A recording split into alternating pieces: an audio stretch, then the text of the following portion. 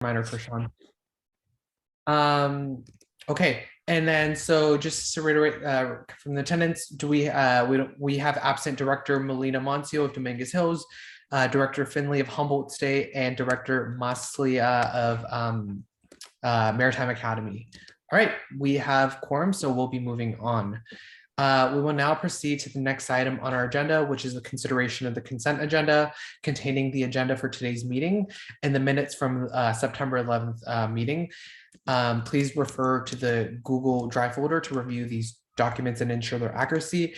I will note I did receive a notification from Secretary Dr. Norman of the ASCSU that we had incorrectly notated that Dr. Collins provided the report on behalf of ASCSU last month. It was actually Dr. Beth Steffel, the vice chair. So can a director please ask for the minutes to be taken out of the consent agenda so we can do an amendment to that, to offer that correction. Director Gupta? I move to remove the minutes from the consent agenda to be amended as required by executive officers. You don't have to move for that. You can just request for the minutes to be removed from the consent agenda. I request for the minutes to be removed from the consent agenda. Okay, awesome. So with that, then the only thing in our consent agenda is the agenda for today's meeting. Is there any objection to the approval of the consent agenda? Seeing no objections, the consent agenda is approved by unanimous consent. We will now move on to the consideration of the minutes for September 11. As stated, there was it's incorrect. We need to make an amendment to reflect that Dr. Beth Steffel was the person who provided the report on behalf of the Academic Senate. Can someone please make a motion to offer that amendment? Motion Ramos? Yes, Director Ramos, what's your motion? I go ahead and motion to make that amendment to add Beth Steffel. Okay, to amend the minutes to reflect Beth Steffel as the person, right? Yes, correct. Okay. Is there a second? Director Gupta? Seconded. Okay. Is there any discussion on this matter? So the motion on the floor is to amend the September 11 minutes to reflect that Dr. Beth Steffel provided the report on behalf of the ASCSU. Okay, so we'll just do a consent vote. Is there any objection to the approval of, well, actually we have to approve the minute. Is there any objection to the approval of the amendment? I abstain. You abstain, okay. That means we have to do a roll call vote then. Okay, so President Alferos, could you please do a roll call vote on that amendment? Yes. Okay. Director Magana? Aye. Director Ruhedio? Aye. Director Young? Aye. Director De Leon? Aye. Director Medina?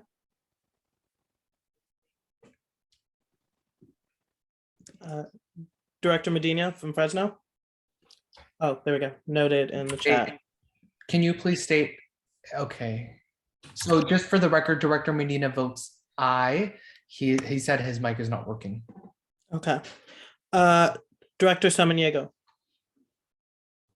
Aye. Director Gonzalez? Aye. Director Marmoleo? Aye. Director Ledesma? Abstained. Director Orozco? Aye. Director Jamaladaka? Aye. Director Elizalde? Aye. Director Ramos? Aye. Director Moore? Aye. Director Philpott? Aye. Director Kaur? Aye. Director Gupta? Aye.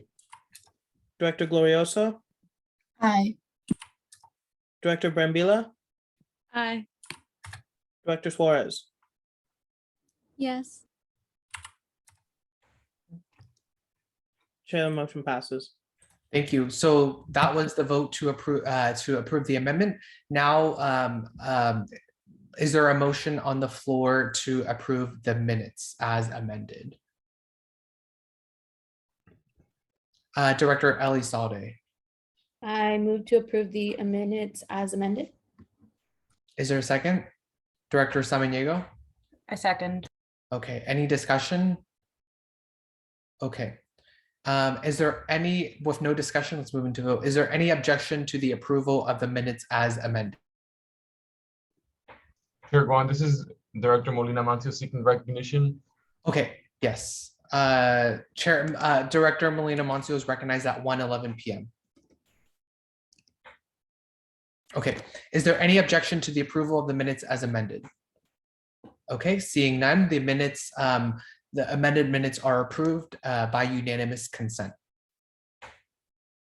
Okay, so if you could just reflect that, Isaac, because the previous vote was for your amend, so it should be in the other column, and then this approval is for the amended minutes. Yeah, I'll take care of it.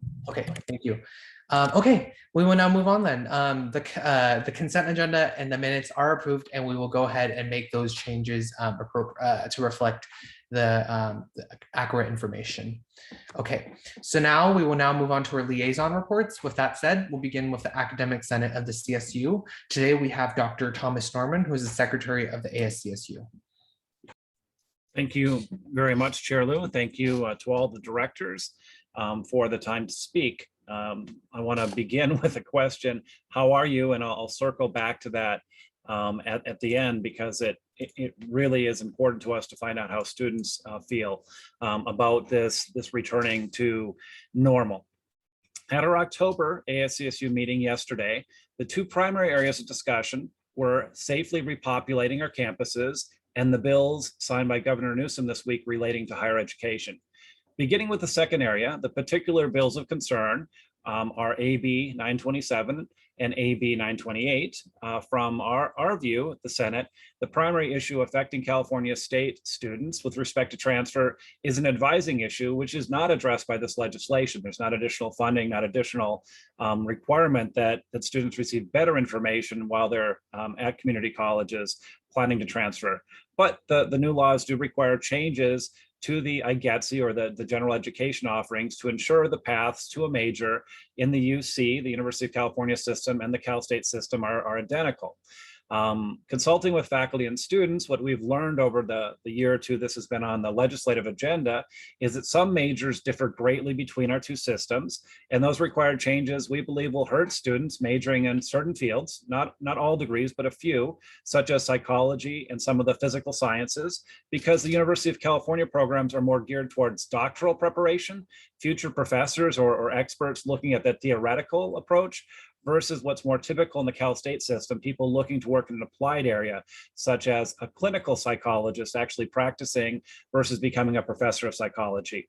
But we realize this is the law, the governor signed it, so we'll move forward. And I wanted to report to CSSA that Chair Collins will begin work on this to try to protect our interests, the Cal State interests, immediately on Monday with this counterpoint part in the UC system, and they'll discuss how we can coordinate the transfer requirements. Now, it is possible that the UC would see the logic of our package, things like lifelong learning, which, for example, is not required at the UC. But what we fear is that Cal State students will be hurt or disadvantaged because the University of California has constitutional autonomy. What does that mean? It means they can ignore this new law. It doesn't matter that the legislature and the governor passed it, that they don't have to abide by that law. So as a result, it's entirely possible that the UC will say, yes, thank you for your suggestions. Thank you for letting us know what works for your students, but we don't want to change, so please just adapt to what we have. And that the CSU will be required to adopt the UC requirements. And how would that affect a student? Typically, they have higher math requirements. You'll see more calculus requirements and other quantitative reasoning requirements to simplify a very complicated matter of how those changes will go. Nothing has been decided. Again, we're just going to begin conversations. But I thought that's important for students to know, so we can get student feedback on where what you would really like us to try to maintain as we do this alignment. Now, with respect to what I think is the most important issue, at least immediately, the first major issue, how do we safely repopulate our campuses and our classrooms? Student safety remains a North Star for faculty. I'm a professor at Dominguez Hills teaching in the classroom this semester, so I get to see and get very close and have close conversations with students, and they've expressed worries. They've worried about the air ventilation in some of the classrooms that have been reported to be safe. And so after a few weeks realizing we didn't feel there was any ventilation in a room on the 4th floor in the middle of the building, we were able to move to one with an external door where they feel safer. But we had to change rooms. There was some concern about that. But the larger concern, and I think this affects nearly all the campuses, is that students were told there was a vaccination certification requirement that took effect on September 30th, after which date those students who weren't vaccinated were going to be disenrolled from the university to protect those students who are vaccinated from a breakthrough case. At Dominguez Hills, and I'm hearing from other university or other campuses, actually that the disenrollment is not happening. We are hearing some administrators are saying that instead, maybe we'll just put a hold on their spring registration instead of administratively dropping them. I know at Dominguez Hills and I'm working to help to call and text those students, of which it's about 10%. So in a class of 40, that could be 4 students on average that have not certified they're vaccinated or have an exemption, medical or religious. And the other 36 students might worry about that factor. In fact, some of them have told me they very much do. I wanted to bring this to your attention. What's baffling to me is how this change in stated policy, will protect those that are vaccinated when there was this expectation. And what we want to know at the ACSU is what the CSSA position is on this issue, because I am sympathetic and really don't want to harm those students who haven't qualified. And I do believe there are, different measures than just disenrolling. You lose your tuition, you can't complete. There might be options to work with a professor completing online. But that's, from my point of view, I know what I'm willing to do. What we want to know is what would students like to have happen in this case, and do they share the concerns that I'm hearing, and that these are concerns faculty also share in terms of their safety in the classroom. The final point I want to bring to your attention is a list of things we're working on, one of which I think you'll be pleased to hear. We are working on a resolution related to protecting students, staff, and faculty from caste-based discrimination. I know that's been a big topic, having attended your meetings before. We're trying to encourage more students to find ways to take work-study jobs. That's an area where we have federal money we're actually not able to use and help students. So maybe you'll have some ideas on how to get the word out, and maybe you're not aware that there are many openings across the CSU work-study jobs that we're just finding students not applying for. This is a new phenomenon. And we're working on a resolution on that at ASCSU. And then we would love to see more members of CSSA engage directly with our committees. So this is an idea I and newer members of our exec have wanted to share. We have our formal liaison who always does an amazing job at our plenary, but I think we could be in more sync and do more good if we actually had a representative occasionally attend our academic affairs meetings where we think about the issues and have that student perspective, or our academic preparation educational programming committee that looks at admissions requirements and looks at ways that we can really make sure our processes are supporting diversity, equity, and inclusion, things that are important to students and faculty. And then my old committee, which I used to chair, faculty affairs, there's very often a relationship on issues such as safety. Our working conditions are your learning conditions. So I know Chair Irene Matz, who's replaced me, would love to see students interacting as we work to create resolutions that go through the ASCSU. And ideally we'd have more issues where we're really in sync and we're pursuing them together at the same time. I really appreciate Chair Liu correcting the minutes on behalf of the Vice Chair of Exec. And with that part of the report, let me conclude with the questions I have. How are you feeling? We want to know, how are the students feeling? And I will take very detailed notes on this. In particular, to frame that, what are your thoughts about online education?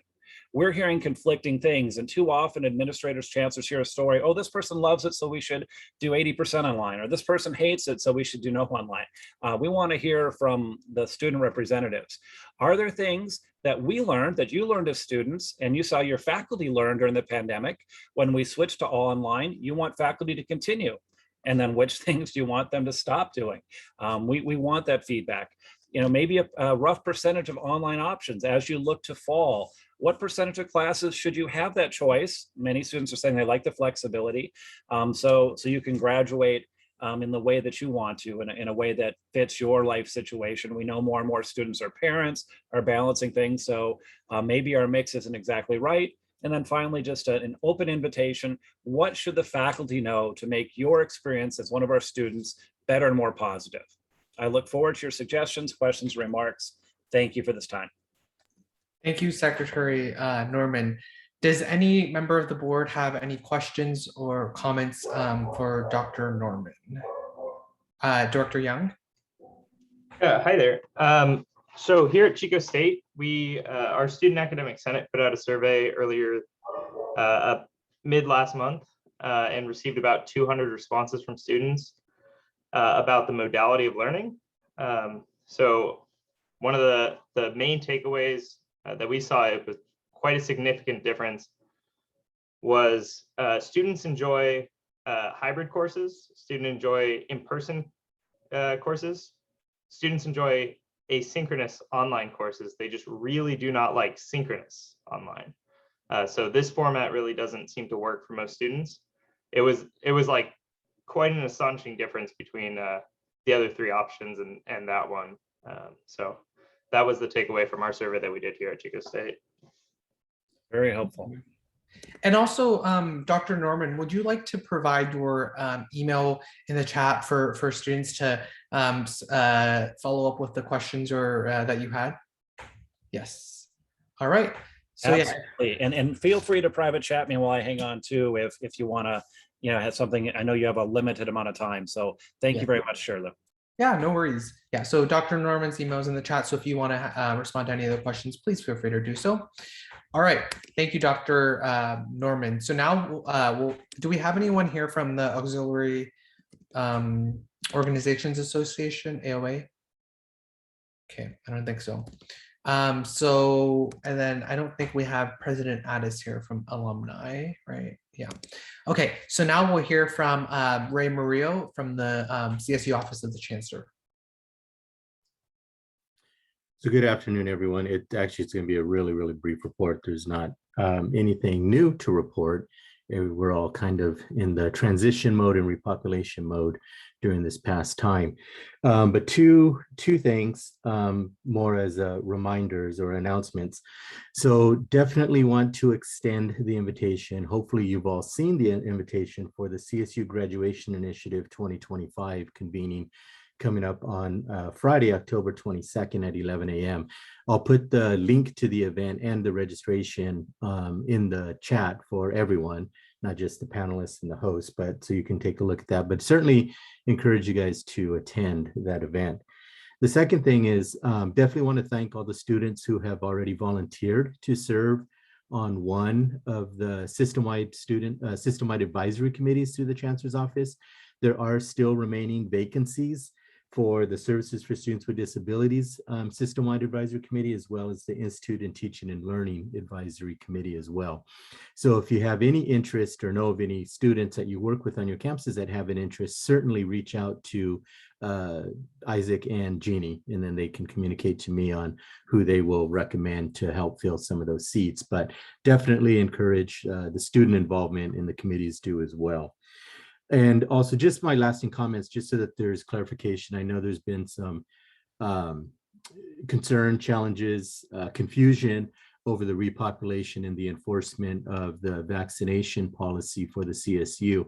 And just to be clear, the vaccination policy, really started as a public health initiative to hopefully get more people vaccinated, or at least in a safer environment to help reduce the spread of the vaccination. So as you have seen on your student portals, and most campuses are using the CMS student portal or self-service, for self-attestation. So you have 4 options. So you either report that you're already fully vaccinated. You have an option to report that you need or have a medical exemption. The third option is that you have or need a religious exemption. And then the fourth option is to report that you're not planning to attend any in-person courses or events on campus. Aside from that, that's all that we need you to do to self-attest. The campus strategies have varied significantly in regards to enforcement with the students. So I know there's a lot of concern, and actually there have been campuses that did employ disenrollment as a strategy to get students, but they were able to really successfully get their numbers to a very, very small number who've been affected by it. But there's still been that concern in that strategy. Others have used strategies that Dr. Norman mentioned for registration holds for the spring, which are going to be coming up soon. Others have also used strategies to limit access to self-service, meaning you won't have access to Blackboard, Canvas, so forth, or any other transactions on campus, just to get compliance from the students and have holds in that regard, and kind of everything in between. I do work with the system-wide or not system-wide, but the student conduct administrators as well, which have been the ones working closely with this enforcement piece. Some of them have reported very, very small numbers for the students who just haven't even interacted with the self-attestation on the portal. Others, and we're talking like, 15, 20, 50 students, but we do have a few campuses that are actually up into 1,500 or more students who have not submitted their thing. But the campuses are really using phone banks, using call centers to try to reach out to the students to get they just need them to respond on the self-attestation, and then that'll be compliance with the policy. So if you're still looking and the campuses are still kind of struggling with the implementation and outreach and so forth, definitely work and contact your Vice President Student Affairs, and hopefully you can either as ASI or in other student organizations, whatever, help with the outreach that the campuses are doing. But just kind of wanted to put that clarification out there for the campus, for all of you to understand as well. That's all that I have. Thank you, Ray. Does anyone have any questions for Ray regarding his report? Okay, seeing none, thank you. We will now hear from Trustee Crystal Rains. I would also just like to flag for all of you, Trustee Rains and Trustee Linares, they also have a written report in our Google Drive folder. You'll see it says CSSA/liaisons written report. So it's all the executive officers. And then also Trustee Rains and Linares have provided the written reports there as well. So you can reference that as well. But Trustee Rains, go ahead. Hi, everyone. Can you hear me just real quick? I know I always have issues during CSSA meetings. All right. I'm on my phone today to make sure that I'm on a separate broadband. So this hopefully should be all okay. So hi, everyone. Thank you, Chair Lou, for letting me give this verbal report as well as a physical written report on the drive. I'm Krista Reynez, your 2020-2022 student trustee. So talking about the month of September, it was marked by Board of Trustees meeting in September, as well as campus visits. It was beginning my campus visits. Moving into October this month, I am having conversations with the Chancellor's office about salaries for faculty and students, as well as sustainability on our campus's buildings. And speaking of sustainability, I would like to formally and publicly say congratulations to Divest CSU and congratulations to CSSA for passing their own resolution. I know CSSA was in full support last year for divesting the CSU and fossil fuels, and we are moving forward on that. So very, very good news. This month, looking into the future, in October, I'll be meeting with Sac State, CSU LA, and CSU Dominguez Hills for a campus visit. So I'm going to be there physically to see y'all. So President Elizalde, President Chavez, and President Molina Mancio, please, I am going to hit you up. I'm going to send you an email or send you a text because the campus visits, I like to evaluate how campus presidents are doing to incorporate the student voice. And so that means I want to hear from y'all. And I want to hear how they're incorporating your areas of focus this year and what the progress is with the collaboration there. So please expect a text or email from me so I can understand the student side of the campus. I would also like to highlight that many of you, like many of you, I am feeling burnout and exhaustion during midterm season, as well as just personal things, right? There's a lot of stuff coming on, especially during the changing seasons. So please, and I say this for myself as well, because I need the reminder, and I think everybody here needs a reminder, because we like to stay up late and like to do things for students because it's our passion, right? I need to remember to schedule time for myself. Everybody has to schedule time for themselves. And I like to remind everyone that you all have presidencies and directorships and vice presidencies during a global pandemic, right? You're hearing things from all sides, being pulled from every single direction, and you're running into problems that no other president or director or vice president that has ever run into. Remember, this is the new normal, but also, first of all, remember that you're first human, you're then a student, and then you're a leader. The rest of my report is on the drive. Thank you, Chair Liu, for this report, and I hope everyone stays safe. Thank you, Trustee Rains, for your continued work on behalf of CSU students. And finally, we'll hear from Trustee Linares. Everyone. So first I want to thank Monterey Bay and Chico and our associated students for the warm welcome to their beautiful campuses. Actually still in Chico, I'm in the hotel right now. So if I lag or anything, I'm so sorry. I'm connected to my mobile hotspot and hopefully that'll work. I do have some upcoming campus visits. So East Bay next week. I'm back in town tomorrow. I'm at home for 2 days and then go to East Bay on October 14th. I'll then go to LA on October 26th, and then San Marcos on November 18th, and then Humboldt December 2nd to December 3rd. And so consistently, some of the places that I'm visiting and the people that I'm meeting with are our mental health clinics, wellness centers, our children's centers, our cultural centers. I also personally reach out to our undocumented students or Black students, tribal centers, disability and accessibility support services staff, confidential campus advocates, and or Title IX, our academic senate faculty. I've been making sure that I meet with them as well.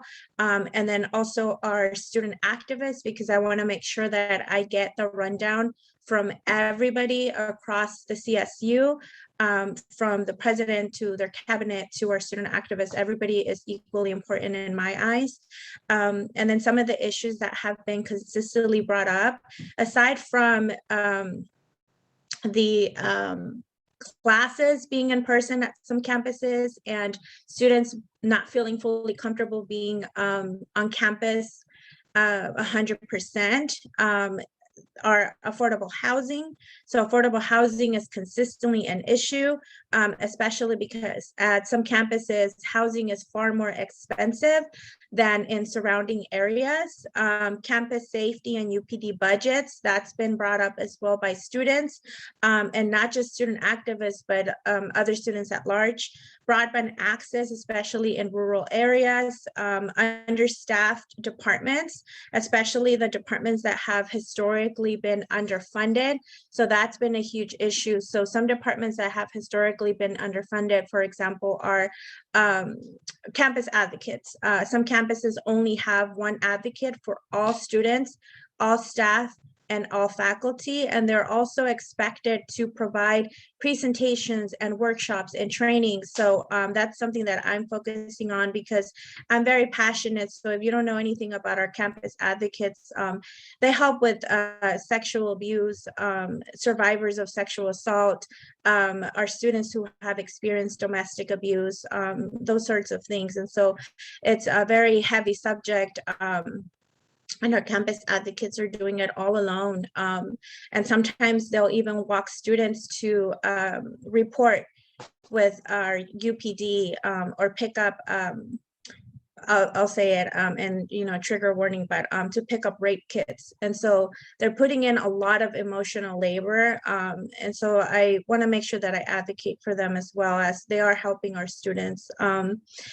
And then some other things, if you look at the report on the Google Drive, I've had a ton of meetings and I didn't put all of them in there because I promised you all my next report will be a lot shorter. And I think it was shorter by like 2 sentences. So I technically I kept my word, but I just want to make sure that I'm always fully transparent and that I communicate to you all everything that I'm working on.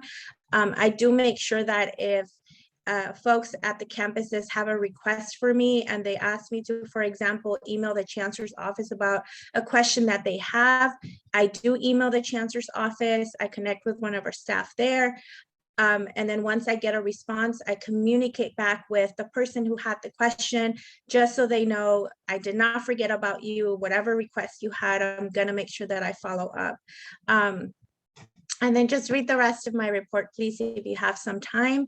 And then lastly, I do want to acknowledge Trustee Sebelius for becoming one of my mentors. He's been reaching out to me. He always wants to make sure that I'm fully informed and that he answers all of my questions, since I am one of those people that always has questions. And then Trustee Adamson for sharing his wealth of knowledge with me and for just being so welcoming. And, you know, I'm just so grateful. I've been very blessed. And then with that, I yield back to the chair. Thank you, Trustee Linares, for your report. Does anyone have any questions for Trustee Rains or Linares? Okay, seeing none, thank you to all of our liaisons for your report. It is now time for public comment. Public comment is an opportunity for members of the public to directly address the legislative body on any items affecting higher education at the campus or statewide level. If any member of the public wishes to address the board at this time, please raise your hand.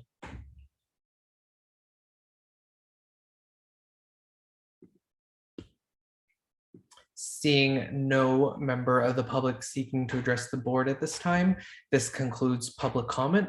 We will now move on to the reports of staff and officers. Again, just a reminder, all of our reports are also in the Google Drive folder that provides a more comprehensive report of what we've all been working on. So we'll begin with Executive Director Trey Martin. Thank you, Chair Liu, and good afternoon, everyone. I will defer most of my organizational updates to my written report in the Google Drive and would really like to spend this time to offer some acknowledgements to members of our CSSA family. So first, I want to thank and acknowledge our executive officers for working so diligently over the past several months.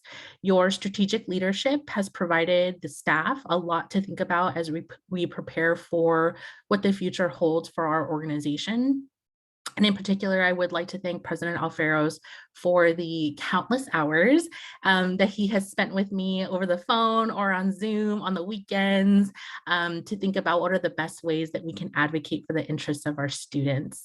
I would also like to thank and acknowledge the CSSA staff who have so diligently worked to ensure that everything that we do is as inclusive as possible and that we are establishing processes and practices to best support the students of the CSU. I also want to thank our fabulous student trustees for continuing to partner with us as we rethink how we engage in our system-wide advocacy efforts. Trustee Rains acknowledged the divestment of fossil fuels, so also want to thank last year's board who passed a resolution on this, and in particular to thank and congratulate Ethan Quanta, a student from Monterey Bay who was a member of last year's System-Wide Affairs Committee who really helped shepherd this work here at CSSA. I would also like to extend a huge thank you and congratulations to the Vice Chair of our Legislative Affairs Committee, Dixie Samaniego. Dixie was recently appointed to serve as one of 2 students in the Department of Education's Negotiated Rulemaking Committee on Student Affordability and Loans.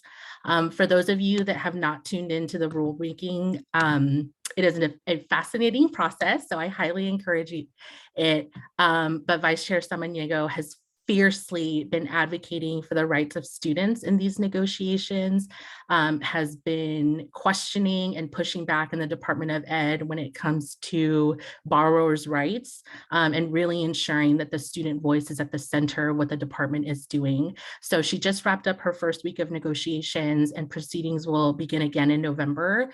So I highly encourage any of you that have experience with student loans, whether it's you or members of your families or your friends, to please reach out to Vice Chair Samaniego to share your stories.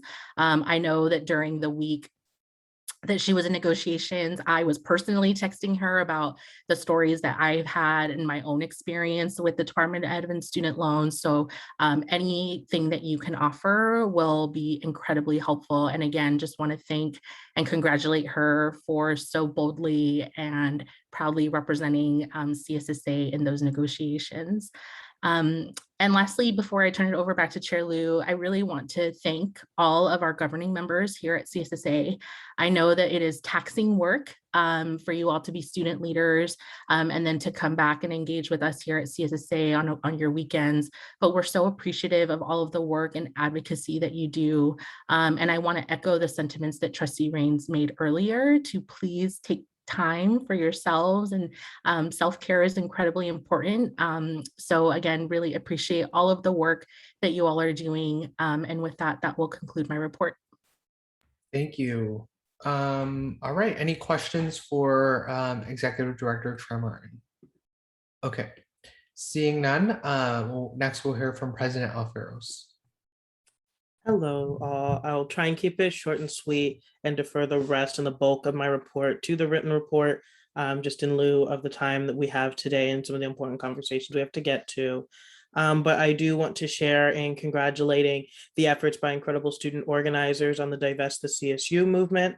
Applaud the decision made at the Chancellor's Office level to orient our organization or our system in one that I think is best set for our future, and that is divesting away from fossil fuels. I also would like to acknowledge and congratulate the incredible legislative efforts that our legislative staff and executive officer Krishan have helped lead, as well as the role that both our current chair but former Vice President Legislative Affairs Guan Lu played in that in the year prior. As I'm sure Krishan will give you an update on later, we have had a very successful legislative year, one that has ensured that our student voice is impactful. And I think it's important to recognize that and the feat that we are able to make in just this past session. That being said, I also want to acknowledge the campuses who have been kind enough to host me in both formal and informal visits. I have been known to drop in on some campuses and visit some of our incredible campus ASI presidents. And so I'd like to acknowledge Jonathan Moncio, as well as Jonathan Hay, for being incredible hosts and for meeting with me on their campuses and giving me a tour of the campus, as well as giving me updates as to what their campus efforts have looked like in addressing largely basic needs concerns for their students and help bring perspective at a system-wide level. I'd also like to acknowledge and thank the incredible hosts that our president, DeAngelique Jackson, was at Fresno State, as well as their campus president, Saul Jimenez Sandoval, for hosting myself, along with Trustee Inez last week when we visited Fresno State and got a really good understanding of what one of our Central Valley campuses is doing in terms of basic needs and student support services in such a critical time. That being said, I'd also like to announce that I will be continuing campus visits going through the semester. And so I have all intentions of visiting our Channel Islands campus next month, which would be really great, as well as joining both of our student trustees for a visit to Humboldt in December, which should be a really fun time and a really great time. But for other campuses as well, if you are doing some incredible work in relation to our policy agenda that you think should be seen for us to get a better understanding of ways we can take action system-wide, please reach out and let me know, or let our incredible executive director, Jeannie, know, so we can take that into account as well. That being said, I want to echo and kind of build on Crystal's point earlier as well around the importance of your all's mental health and the work that you do. I've had the pleasure of checking in with many of you throughout this last month and the last few months that we've had, but I've also had the unfortunate realities of hearing of the struggles that you all face, and am not as happy to report that there is a large amount of burnout that you all are feeling to a certain degree from those check-ins. And you consistently speak to the struggle that it is to be a student leader in this space. And so I would like to remind you all, as well as we have to remind ourselves at CSSA, about the sustainability of our practices and making sure that we are taking our time to be not only advocates for our other students, but also honest advocates for ourselves and the support systems that we need to continue to do this work sustainably. And so I'd like to remind you all that this is what is most important is not just what work you do, but how you go about doing that work. And so I encourage you all to seek out more sustainable practices and to be honest about the support systems you need in order to do that, if not just for you, but for your successors as well, to create a more sustainable practice that will impact the next generation of student leaders in our system as well. With that, Chair Liu, I'll conclude my report and turn it back over to you. Thank you, President Alfaros. Does anyone have any questions regarding his report?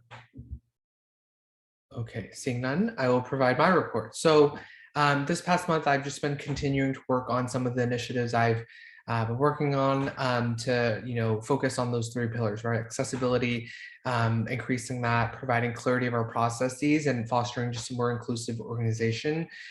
In particular, I've worked to finalize our new written comment system, which is designed to enhance communication accessibility to our board and committees.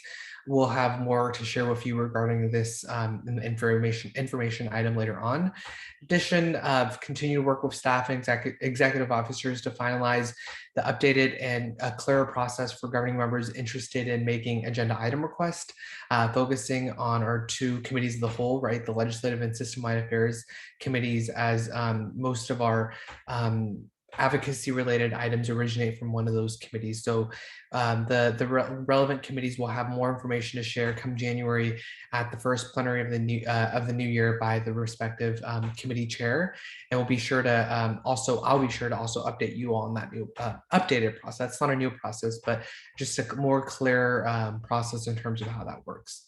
And then a major focus of mine as well this past month, and will continue to be throughout this the remainder of my term, will be guiding the work of the Internal Affairs Committee.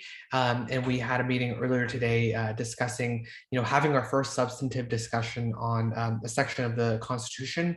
We talked about Article 12, which is the vacancy section, and all of our members have contributed some good ideas to that. So we will continue on with that next month and take some action. Some of the other topics I will be bringing forward to the committee for discussion / action include looking at our special officers, the student trustee committee, student trustee nominating policy, and the roles of our different committees within CSSA, and overall just making sure that kind of all parts of our Constitution align with each other. And one of the things that I'll be working hard on in the next few weeks is, I think the topic that will require the most deliberation and really careful consideration is the role of the student trustee committee and the student trustee nominating policy. I'll be soon reaching out to different individuals who have participated in that process, either as a candidate or a member of that of the student trustee committee or interview panel. And I just want to be able to get a good perspective of the process they went through to inform how we can really create a more inclusive process that continues to attract really high quality candidates. And with that, I'll be working closely with Vice President of System-Wide Affairs, Moreno Ruelas, to make sure that we get something through Internal Affairs Committee and hopefully to the board. If there are any parts of the Constitution or any internal policies you'd like the committee to review, please reach out to me. But that's all I have. Any questions regarding any of that? Okay. Move on to Vice President of Legislative Affairs, Malhotra. Thank you, Chair Liu, and good afternoon, board. I hope you all have learned a lot today during our plenary or made some great connections during our Campus Connections time. A couple things I'd like to say off the start. First of all, congratulations, Chico State, for being our 2021 Ballot Bowl overall champion for the registration rumble that was held by the Secretary of State's office. Secondly, I wanted to give a special congratulations to my vice chair as well for serving, I'm reading the title because it's a complicated one, as a primary negotiator for dependent students on the U.S. Department of Education's Affordability and Student Loans Committee. I know it's quite the accomplishment, and it's quite the amount of work. So congratulations, and you're representing our students well. Other than that, I've just been having my regular meetings throughout this month with Sacramento staff, execs, some double lapel things, my friends in the SSCCC and the UCSA. As you all know, with session being over and the bill signing deadline being tomorrow, we have an update on all the legislation supported by CSSA. And we do have some great news in terms of our success rate. A lot of the legislation that CSSA supported was signed by the governor either yesterday or in the days before. And you can see the full list of that on my written report. Unfortunately, the bill that we were pushing for heavily as well, AB 1456, which was the Cal Grant Reform Act, was vetoed late yesterday. We're still kind of putting together what we're going to do going forward. Fixed financial aid is still a priority for our organization and the other higher education segments in California. So definitely we'll have some plan of action to move forward. However, just not to focus on the negatives, if you have any questions about any of the bills that were passed, please reach out to me either via email or text. I'd love to talk to you about them.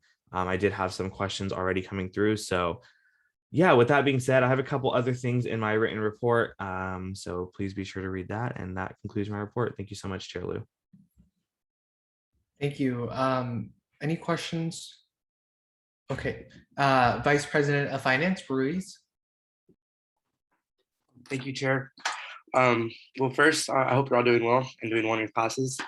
For update kind of with the Finance Committee, census did pass for the CSU system, so we can expect to receive the student involvement and representation fee surf. That number's pretty soon. I think October 18th, we'll have like all the campuses submit by, and we'll go over the results next month at the Finance Committee. We're going to continue to talk about like different budget allocations for CSSA, one-time spendings. We're going to go over more fiscal policies and more frequent financial statements. And besides that, I did want to do some acknowledgements. One, to the entire board and the governing members, thank you for all that you do. Also to the CSA staff and executive officers for all the time that you dedicate to this organization. Thank you all for that. Also, congratulations to Chico State, my home campus, for winning the Secretary of State's 2021 ballot board registration rumble. Besides that, not much is going on right now. Yeah, that concludes my report. Thank you. Any questions? Okay. Finally, we'll hear from our Vice President of System-Wide Affairs, Moreno Ruelas. Thank you, Guan. So a couple things from me. I will go ahead and defer most of my report to the drive, but the student trustee process is underway. The application is all open and it is due January 31st. You could go on our website and look for the social media toolkit. There you could find presentations as well as other useful social media tools to use. So you could spread out the word in terms of that. As Ray Murillo mentioned earlier, 2 system-wide committees are still available. The students with disabilities have 4 seats open and the other committee has 1 seat open. So we are still looking for students. So just go ahead and email me or Chris if you are interested in serving in those committees. There's a couple of conferences going on and coming up. Ray Murillo mentioned GI 2025 conference is coming up, but there the AB 540 is the 20th year anniversary is coming up, and that will be October 18th. So you could go ahead and refer to my report in terms of registration. But other than that, the Board of Trustees meeting is happening November 9th and 10th. So you could also go ahead and tune into that. But thank you. That is all for me. Thank you. Any questions? Okay. Thank you, everyone, for your attention. We will now move on to our new business for today, starting with action item A, which is an action item, the 2022 CSSA policy agenda. Item A is an action item for the consideration of the approval of the 2022 CSSA policy agenda. And before I entertain a motion, I would like to give President Alferos and Associate Director Roulette an opportunity to go over the draft policy agenda. And I would also note for the board, it is in the Google Drive folder, so please have that pulled up. And yeah, so President Alferos, take it away. Awesome. Thank you, Chair Lou. I appreciate it. Chris, are we able to share that document really briefly? And I wanted to give you an opportunity to chat briefly about what that processes look like to get us to where we're at today. Yeah, sure. I can absolutely do that. Well, thank you everybody for for everything on this process. It's a new process that we've put together, and we really tried to get as much participation from as many areas as we could. Obviously, last month we talked a lot about the process we've been through and how we've gotten here. And hopefully this is reflective of not only the information we collected through the forum, through our breakout groups, through CS Unity, but also the conversation that you had last month. We really took detailed notes and were able to connect with many campuses regarding some of the individual priority areas. So I'm excited to hear what you all have to say. And if you have anything you want to look at further, happy to answer any questions though. Yeah, and so hopefully you all had the opportunity to look over the policy agenda has been available in the drive, but essentially our goal in putting together this more finalized version is taking a lot of the feedback that you all gave us. Notably, you will find on our last priority, we were more intentional about what form of sustainability we were intending to communicate on in terms of the policy agenda. So thank you. I believe it was Director Elizalde for that. So we made sure to be inclusive of that as well. But our goal here was to present a policy agenda that you may notice looks different than our previous years. We tried to give some background to our different goals that was also contextualized by not only the research that many of you sent over, so thank you for that if you did, but also about the student experience, the student narrative, to make sure that that is what this policy agenda is grounded in. The final version after being passed will also come not only with the mission and values of CSSA, but also a letter that I will write to preface the policy agenda and to give a thought process as to what this looked like and what it really means for our organization. So that being said, both myself and our Associate Director, Chris, are here to answer any questions you have. But I would like to say that I personally believe that this policy agenda is very much reflective. We worked very hard to make it reflective of a lot of the feedback that we got from the last plenary, as well as the original forms that were sent out. So thank you all for really your input in creating this new policy agenda in this new format. Okay, so so I will now entertain a motion so that we can go into discussion. Yep. Director Gupta. Motion to move to approve the draft policy agenda with discussion. Yeah, you don't have to say the discussion part. So you move to approve this 2022. You would say, I move to approve the 2022 CSSA policy agenda. I move to approve the CSSA 2022 policy agenda. Great. The motion's on the floor. Is there a second? Director Melina Moncio seconds that motion. We will now move into discussion. So just so you all know, because this is the kind of the first big thing that we're voting on.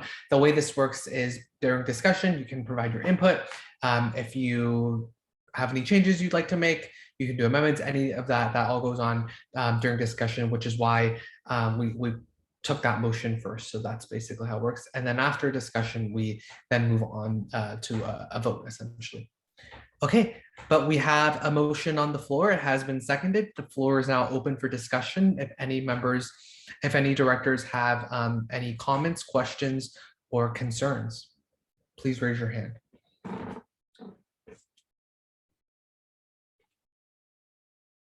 Director Gupta. Thank you. I would like to begin by saying I think this is an extremely comprehensive document that has been well worked on. I think the concerns and comments addressed by the board at the last meeting for the draft agenda have been included, and I thank all the executive officers and members of CSSA for that. And I hope the board of directors sees it fit to approve it. Thank you. Any questions? Further questions, comments, or points of discussion on this item?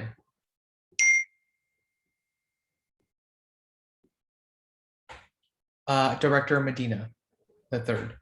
I just had a quick question. Since I am filling in for President Jackson, since she had a conflict, is this something that I would be able to also vote on, or is that something like I should kind of abstain from? I'm not too sure of the process, so I apologize. Oh, certainly, you can vote. Yes, you can vote on this item. You're on the board right now. Thank you very much. Okay. Are there any further questions or points of discussion before we move into a vote? Okay, so seeing none. Oh, Executive Director Trey. Thank you, Chair Liu, and thank you to the board. I just wanted to quickly acknowledge and thank both Chris, Associate Director Willett, and President Alferos for their hard work on this policy agenda. As many of you know, Chris assumed his position just a few months ago and really hit the ground running on this. And so I just, before you all take a vote, I wanted to offer again my sincerest thanks and congratulations. Well, for creating a very inclusive and thoughtful process. And so just wanted to offer that before there's a vote taken on this action. Yes. Yep. So hope you all, Director Gonzalez.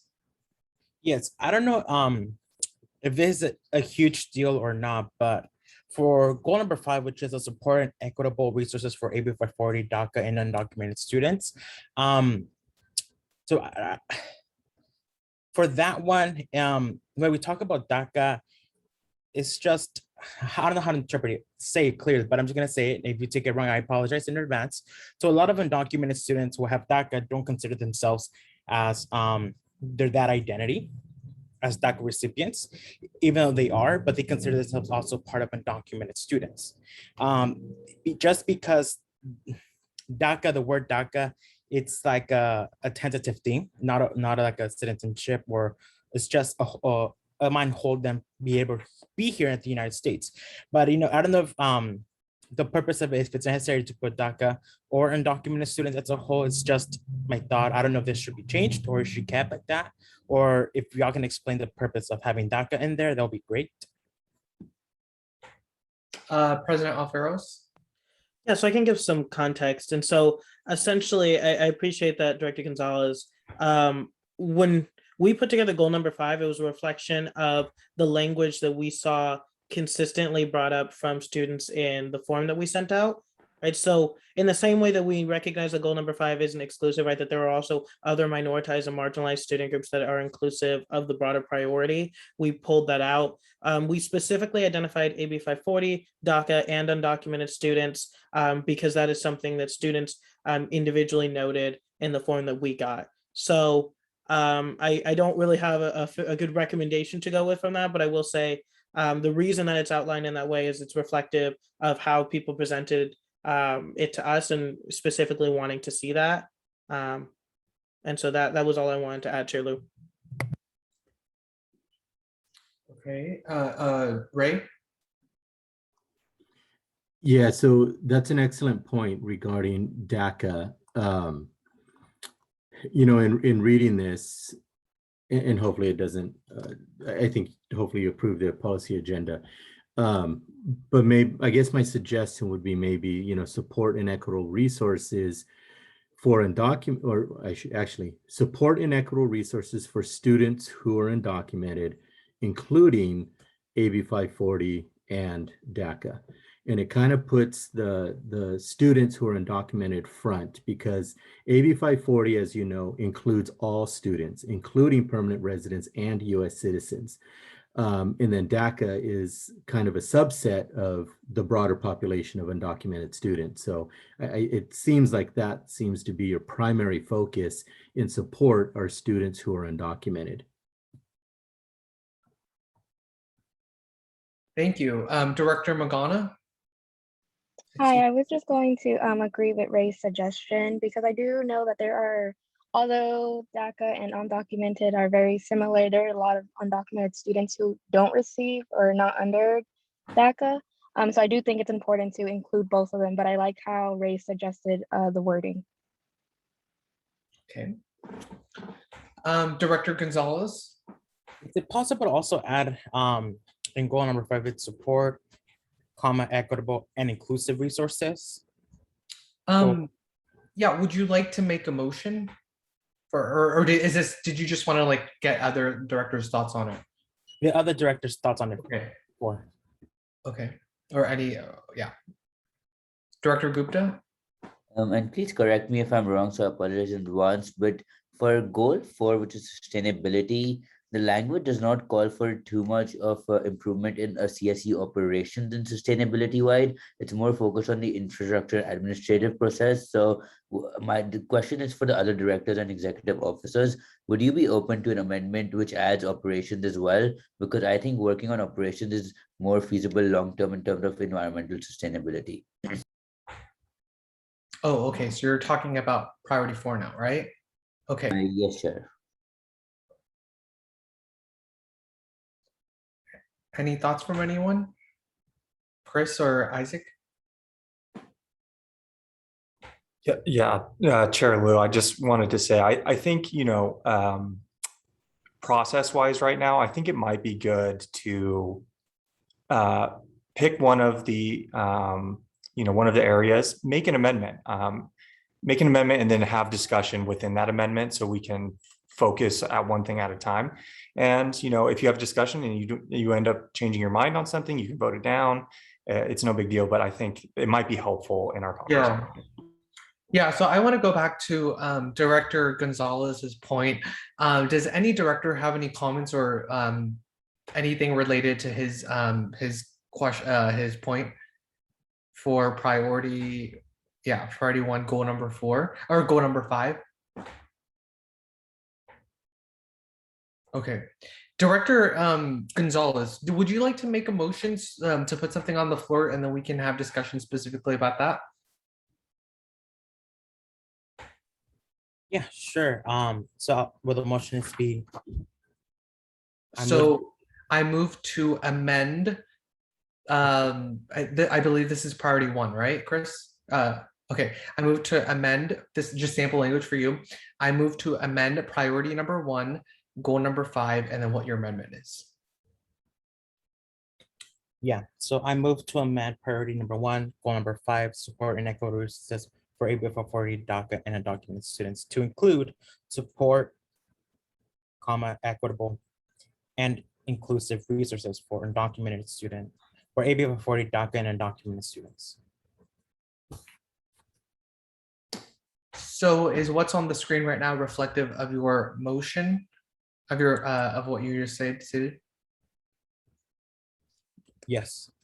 Chris, would you mind for this one? Could you revert the old stuff so we have it for the record? We need to be able to reflect that in the minutes, and then for the new stuff, put it in red or another color, just so it's easier for Isaac. It's gonna be hard to keep track of. Yeah, let me figure out the settings on this.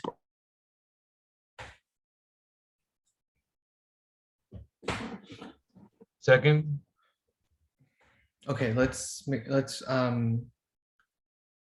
have the new stuff in there so we can be able to see.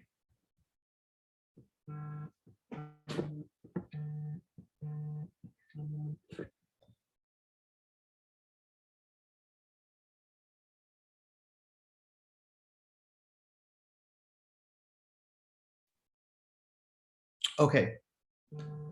So Director Gonzalez is so basically is this reflective of your change, basically deleting the and then adding and inclusive resources?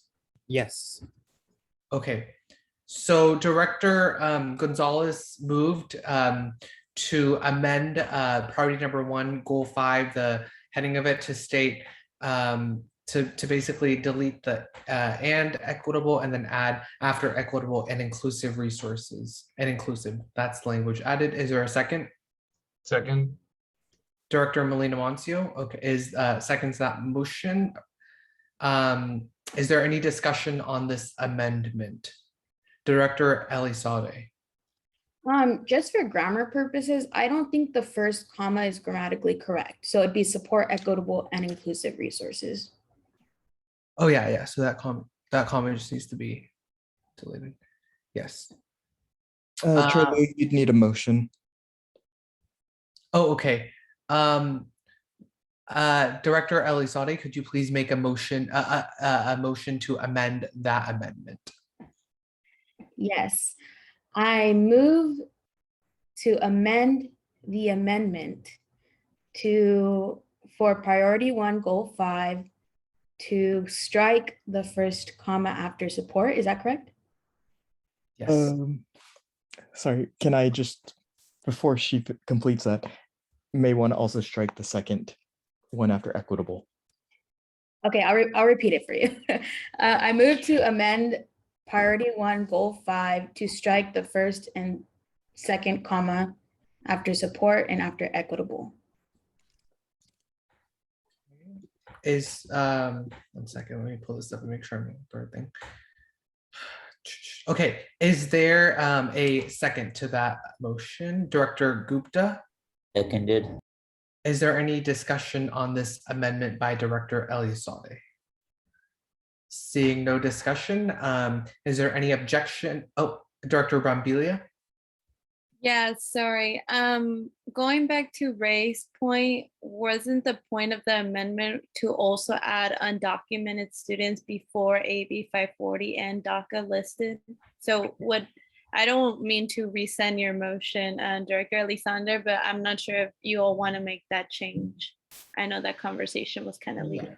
So we don't do friendly amendments here at CSA. So let's vote on this motion and then we can go back to the original amendment. This is just an amendment to the amendment. Okay, is that okay? Okay, so is there any objection to the approval of Director Elizalde's motion to remove the 2 commas, strike it out? Okay, seeing no objections, that amendment to the amendment has been approved. Now back to the original amendment that is now on the floor, and that was Director Gonzalez's motion to basically add an inclusive, to the part.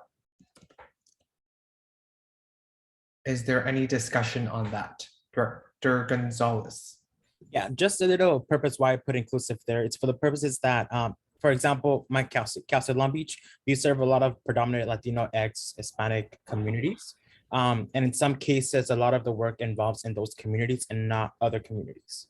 For example, if it's some other Cal State, let's say Dominguez Hills, right? They might be focusing on different communities, just making sure that that community it's also include other communities who are not, predominantly serving schools there. That's one of the reasons why I put inclusive. And then Director Brambilla, would you like to remake your point regarding this? This is the opportunity. This is the right time to do it if you want. Yeah, so prior to Ray's point, I think there was a conversation around putting the undocumented students before AB 540 and DACA. And it was just kind of to put the undocumented students before the whole and just kind of like a percentage of the student group. Okay. Is there any Assistant Director Subaki? Yeah, you're still on that main amendment, is that right? Yes. Okay, I might suggest that you approve this first amendment since it is kind of a separate piece, just to get that piece approved, unless you really feel as it's contingent upon that additional piece. Does that make sense? Yes. Okay. So is that okay, Director Brambilla, and then we can revisit your point? Or would you like to make an amendment? That's fine. We can just approve. Yeah. Okay. Or not approve. Okay. So the motion by Director Gonzalez has been amended to reflect what's on the screen now, and basically to just add and inclusive to the before resources. Is there any objection to the approval of that motion? That change? Okay. So the policy agenda has been amended and approved to reflect those that change on the screen you see right now for goal number 5. Okay, are there any further points of discussion or amendments that are necessary on goal number 5? Director Brombilia, would you like to state your point now, or do you think it's fine now? No, if it's fine, I would like to move to amend priority 1, goal 5 to read support equitable and inclusive resources for undocumented students. AB 540 and DACA student and DACA. I believe it was like that, unless it needs a. So you basically you're reversing the order. Is that all? Yes. Okay, so basically undocumented students are going first, and then AB 540 and then DACA. Let's research for undocumented students, AB 540 and DACA. Would there be anything after DACA No. and DACA? But does that sentence make sense though? Can we say recipients? Sorry about that. Oh, okay. So let me say that all over again. Yeah. So Priority what 1, goal. we could do is let's Chris could write down recipients, and then we could formalize that motion. Okay, perfect. Yes. Okay. So yeah, now you would make the motion for the things you just mentioned formally. Thank you. So goal 5 to read support equitable and inclusive resources for undocumented students, AB 540 and DACA recipients. So you would say I move to amend goal number priority number 1, goal number 5 to add undocumented students to add what's on the screen right now. I move to amend priority 1, goal 5 to read support equitable and inclusive resources for undocumented students, AB 540 and DACA recipients. Okay. And just one note, because I don't want to have us to go over this again. Do you want to put a period at the end? Oh yes, I thought that was just like a grammar thing that, yeah. Period. We'll add that. Okay. Chair, Yeah. Lou, there are no periods after any of the Oh, votes. okay, I see. Okay. Is there a second to Director Brombilia's motion? Director Gonzalez. I second. Okay. Now let's move into discussion. Director Brombilia, if you want to start us off with discussion, you have the floor since you made the motion. This was just prior to the conversation we were having, the start of the whole conversation and raise points to switching it. That was really it. That's all. Any other points of discussion? Okay. We can now move into a vote then. Is there any objection to the approval of the motion made by Director Brombilia? Okay, that motion has been approved, and goal priority number 1, goal number 5 has been amended to reflect how it is on the screen right now. Okay, are there any further points of discussions or concerns by any directors regarding any other part of the policy agenda? Director Gupta. I would like to look at priority 4, please. Okay, what number goal? What goal? Goal 2. Okay, go ahead. For other directors to consider, for now, I'm not making a formal amendment yet, is advocate for environmentally conscious practices in CSU and CSSA. Administrative and operative processes would be ideal, I believe. And in the subtext for that, it is important for the system and campuses to continue to evaluate its environmental impact through administrative processes, operations, and disinvestments from fossil fuels is something I think needs to be added. I also think that goal 1 needs to be strengthened as well, because as of now, it's only calling for planning of energy use. However, I think waste and waste reduction is also something to look at. Okay. Any points of any other points of discussion by any directors regarding that? Or any comments by Associate Director Roulette or President Alferos? Okay, seeing none. Director Gupta, did you want, oh, yes? I would like to make an amendment at this time. Okay, can you please state your motion? I move to amend priority 4 goal 2 to read advocate for environmentally conscious practices in CSU and CSSA administrative and operative procedures. Do you mean operational? Yes, sorry, operational procedures. Okay. Is there a did you want to make just this first amendment, or because you mentioned the subtext, or did you want to do that? That was my question. Do I amend the subtext in the same amendment, or would you like me to make another amendment for that? You can do it all at once. Okay, so in for the subtext amendment, I would like to start at the second sentence. It is important for the system and campuses to continue to evaluate its environmental impact through administrative and operational processes and by disinvest and through disinvestments from fossil fuels. Okay, so what I caught was through administrative, operational. Well, administration. Point of order, Chair Lou. Yes. Could we authorize the ability to utilize the chat to put that language in so I can get it as accurate as possible? Yeah, can you please type in what you want in there, Director Gupta, the chat, and then I'll read it out loud.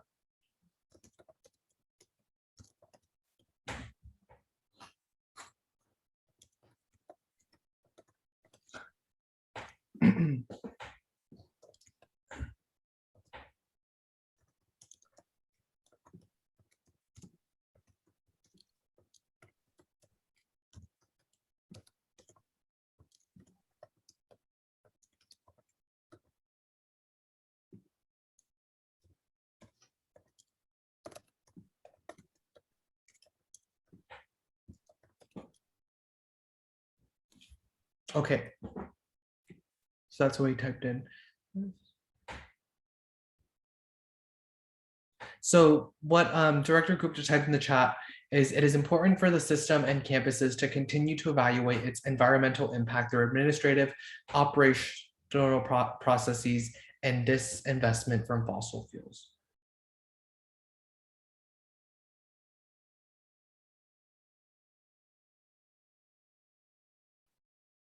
Okay, through administrative and operational processes. Okay.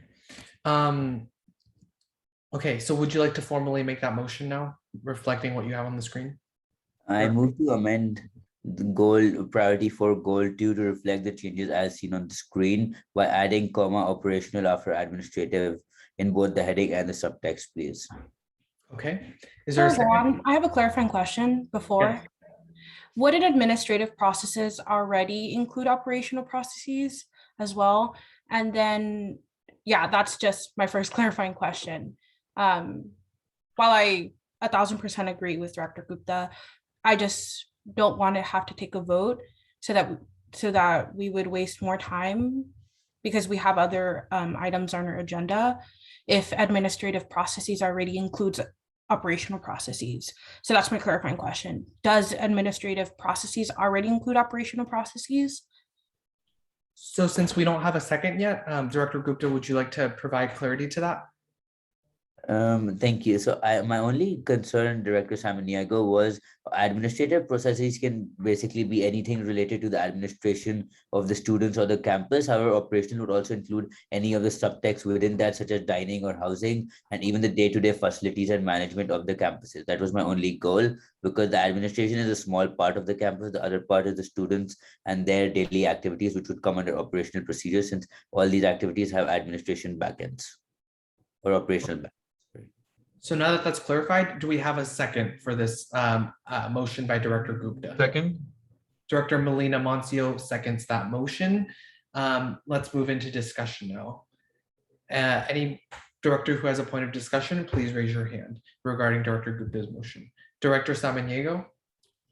I wanted to answer back, but I think I'll just do it here. Yes. I'm not going to vote against it, obviously, because I also agree, but I think the connotation of administrative processes and the way that it's used in this goal, I don't think it directly just means admin on campus. I think it literally means administrative processes, which would also include operational processes. So I think it would be important to point out the connotation of the language used in this goal, that it's not excluding what Director Gupta is already, that he had already motioned to amend. So I think it was just a connotational difference that he most likely thought just meant administrative, like admin on campus and in the CSU. So that was my clarifying question, because the way that I read it and have understood it also included operational processes into that connotation. So yeah, that was it. Okay, any other points of discussion? Director Gupta? Thank you. I just wanted to agree with Director Samaniego that it can be a matter of connotation, and I thank her for stating that she would not vote against it. My only goal is that a lot of campuses will be looking on sustainability as a big issue right now. And if it's a part of the policy agenda formalized and not based on connotation, it can be a little bit more formal and substantive. Thank you. Okay, any other points of discussion? I just have one more. I'm so sorry. I also just wanted to point out that our administrative processes also oversee our actual operational processes. That's what I meant. And not saying that this amendment is not, making it more substantive, but administrative processes and the way that it's used here and the way that it is used on a policy agenda also overlooks operational processes. That was my only thing, but I'm in support of this. So yeah, thank you. Okay, thank you. Any further points of discussion? Okay, let's move into a vote then. Is there any objection to the approval of Director Gupta's motion, which is to amend priority 4 goal number 2 as reflected on the screen? Seeing no objection, the amendment is approved by unanimous consent. Okay, so we've made that change. Are there any further points of discussion or concerns on any part of the policy agenda?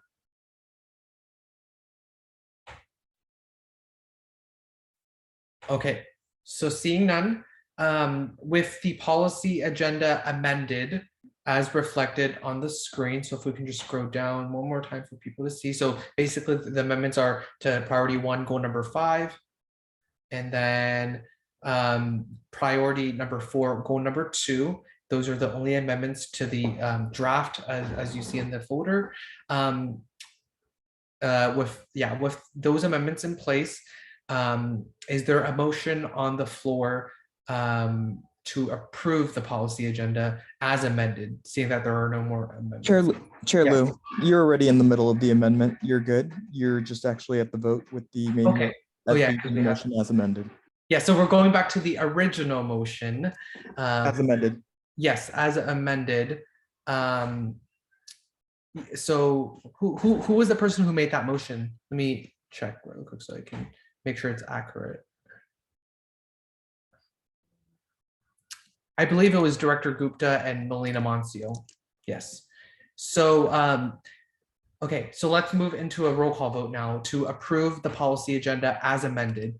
And Isaac, just for clarity for you, that would go under the approve as amended. The approve as amended.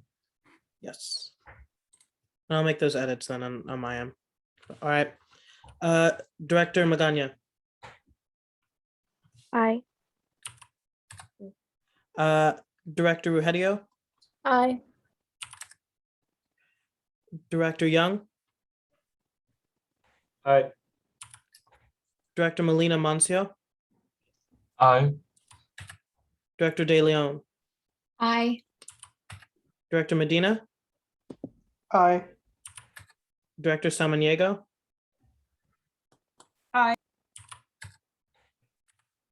Director Gonzalez. Aye. Director Marmoleo. Aye. Director Ledesma. Aye. Director Orozco. Aye. Director Jamaladaka. Aye. Director Elizalde. Aye. Director Ramos. Aye. Director Moore. Aye. Director Philpott. Aye. Director Kaur, Aye. Director Gupta, Aye. Director Glorioso, Aye. Director Brambila, Aye. Director Suarez. Yes. Chair Okay. motion passes. So we have, yes, so we have a majority vote on that. So the motion was to approve the policy agenda as amended. And the policy agenda is the 2022 CSSA policy agenda is approved by the board of directors. Great job, everyone, on this important aspect of our work.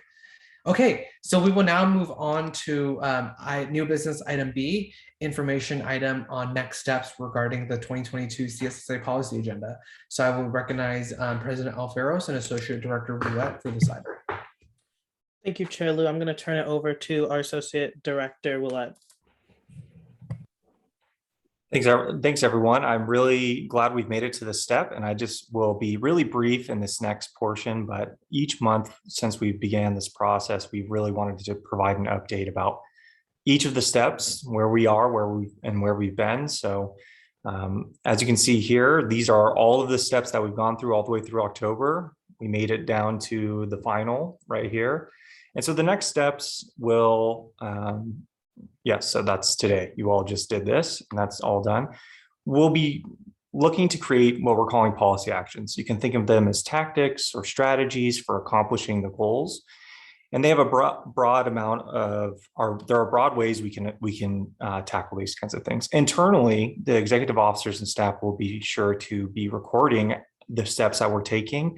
And the way that you'll hear about policy actions will happen in board reports, in action items, in news stories that are published by CSSA. So you'll see policy actions based on your comments. And I know at the last plenary meeting, we had a lot of comments about how we can tackle the goals already, and we've taken notes of those. So you know, that'll be a part of the next process. So we've completed the development stage.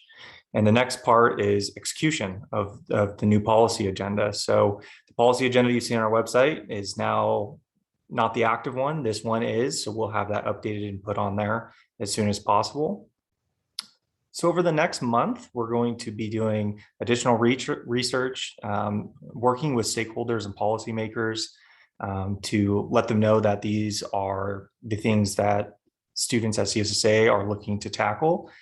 President Alferos has already asked that we have some kind of webinar or kickoff with stakeholders. So we'll be planning that for sometime in November, probably right after, or sometime in the next couple of weeks. So we'll make sure to send out some information on that. So you all can attend, ASIs, Chancellor's Office folks, our external partners, to get a little bit more information about the policy agenda. We'll also be reaching out individually based on positionality. Your Vice President of System-Wide Affairs will be talking with the Alumni Council, Academic Senate, legislative staff through the Vice President of Legislative Affairs, and so on and so forth. So my hope is in November that we'll have some ability to begin to look at some of the policy actions and a little bit of a timeline about how we will tackle particular issues, specifically in the System-Wide Affairs Committee. The process for the Legislative Affairs Committee will really kick in the gear in January, when the legislative session actually begins. So how are we going to utilize the policy agenda in our day-to-day? The executive officers, special officers, and staff will be continuously working to enact the actions of the goals. And any interested member that wants to be involved in any particular part of the process can absolutely do that. And I just wanted to share that the two committees, Legislative Affairs and System-Wide Affairs, in those committees, you'll see hopefully some learning abilities, some assessing, discussing, and recommending to the board of directors how we take on issues, and how those operationalize in both of the committees will differ. For example, in the Legislative Affairs, you might be voting on a bill to support or to co-sponsor or something in the budget. In system-wide affairs, we might have presentations from experts in the field to better understand the issues we're trying to tackle and how to most effectively get those things done. And then the board of directors, your all's role really is providing the vision, which you've done. You've approved the policy agenda, and you will be given opportunities to review the actions in January and May. So there'll be some timelines there, and then we'll do an assessment at the end of the year. So there are last two things. There are two calendars to think about, I don't want us to get too nervous about, okay, we only have until May to accomplish all of the things that we put on the policy agenda, because there are quite a few goals there. Your administration has until May to really look at this stuff, to work on it, to create action. But then you also have what I'm calling the legacy calendar, and it's past your term. But as you've seen from even our legislative cycle, that which will end tomorrow, we're still working on those legacy things from last year. So this will continue to happen over the summer with your new executive officers, and as the new board of directors and members come in and become acquainted with the organization. So we have 12 months. We have a full year to tackle the policy agenda. Some of it you will see, and you will get to see the outcomes, and some of it, if you return, you'll see them. And if not, then it'll be your legacy. Some of those things will be your legacy after your term is ended. So that's a little bit about next steps. And I know that this one is not as clear cut, but I think it's that way intentionally because there are so many different ways we can tackle the individual goals. My hope is that we are just doing our best to communicate with one another, members, executive officers, and staff about things that are coming up. And when we want to put things on the agenda, or we want to talk to one another about actions, that we're doing it in relation to the priorities and goals that we've set.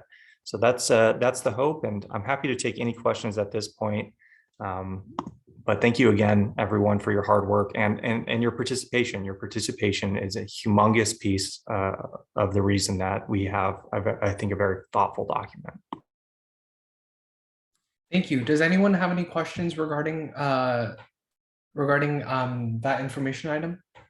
What was just presented on? Director Gonzalez? Yeah, just a quick question.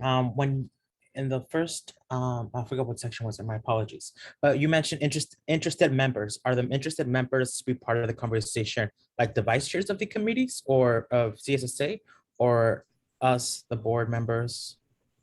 Yeah, you, the board members, the vice chairs. I mean, this could be any person on a committee, anyone who's involved in CSSA through the committees and the board, our special officers, our vice chairs. And I know that sounds like very vague, and it is somewhat vague, but the idea is, let's say you bring up a topic over and over again. Well, we're probably going to want to include you in the process of conversations if you have expertise or knowledge in any particular thing. A good example that Executive Director Trey Martin gave was Ethan from last year on the fossil fuel divestment. He would have been what we would consider an interested member, right? Somebody who's really invested in whatever particular piece is there. And if you have interest in wanting to tackle things, I highly recommend reaching out to the vice presidents of either of the committees, any of the executive officers and staff, so we can have conversations about how to best include those folks who want to be included and participate in the process. Yeah, and just to also say, it's all governing members and members. So yeah. Okay, any other questions? Okay. Seeing no further questions, this concludes this information item. We'll now move on to item C, which is information item on the written comment system. So this one I'll be taking over. So as you all know, since the beginning of my term, I've been working on creating a system to increase communication accessibility to the board and its committees. And after a few months of work and consultation, I'm now ready to formally introduce this new system to all of you. So I first want to just begin by showing you all how to access the form. So with that, I'm going to share my screen. show you from the website where you can access it and then provide a little bit more context to all of you. So this is the CSSA main page. So in order to go to find the written comment system, what you would do, so you would go under the involvement tab, and then under plenary meetings, you would just click on meetings information, where you would normally find all of the agendas and meeting schedule.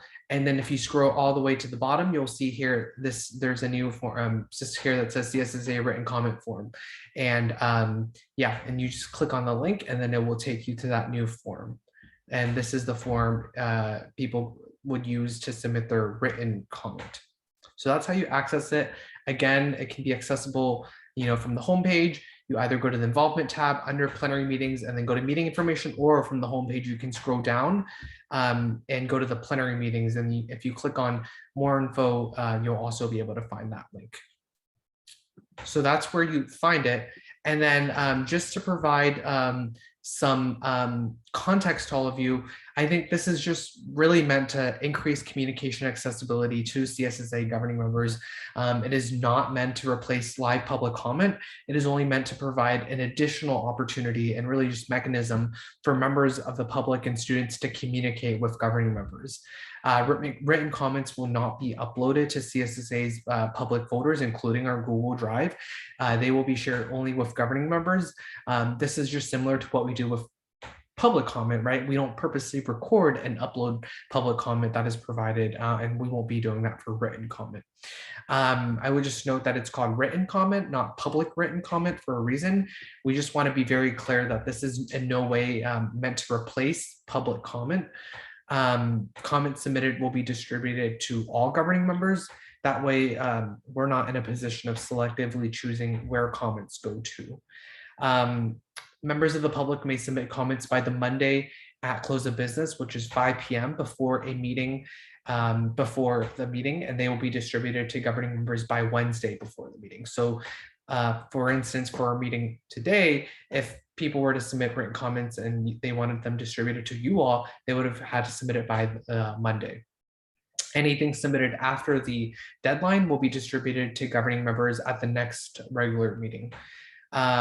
This system is not meant for governing members to use, which is you all. If you have questions or concerns, you should continue to reach out to CSSA staff or executive officers via email. This system is for members of the public and students. So please share this within your networks on campus to let students know that they have a way of directly addressing CSSA governing members, in addition to public comment offered at all of our meetings through this new format. So with all that said, does anyone have any questions? Yeah, Assistant Director Subaki. Yeah, I just wanted to add one thing. Each month prior to our meetings, when you all receive a notification of our meetings, we have a general listserv that we send out also that informs everyone of the meetings, so the notifications with the schedule, just like you all receive. At the bottom of that, I did send it out this month. You potentially saw at the bottom there was a written comment piece at the bottom, but that won't traditionally be on there. That was just there for this month, so you all could see that, but it is actually on the general one. So anybody who receives our notifications will also receive a link to that in case they were interested in submitting it that way. And there's that kind of little side note there, if people are interested in receiving that notification or being on our listserv, they can also sign up for that via our website at calstatestudents.org. Yeah, and the reason for that is because really this is meant for members of the public, so it doesn't need to be sent in the email to governing members. But yeah, please do feel free to share within your ASI networks. Again, any issues that CSA can address at the system-wide level can be addressed through that form. Okay, any questions from the board? Okay, seeing none, then we'll now move on to our next information item on item D, information on the 2022-2024 student trustee search process overview. Vice President Moreno Ruelas and Associate Director Roulette will present this item. Thank you. Chris, can you go ahead and share the screen for me, please? Thank you.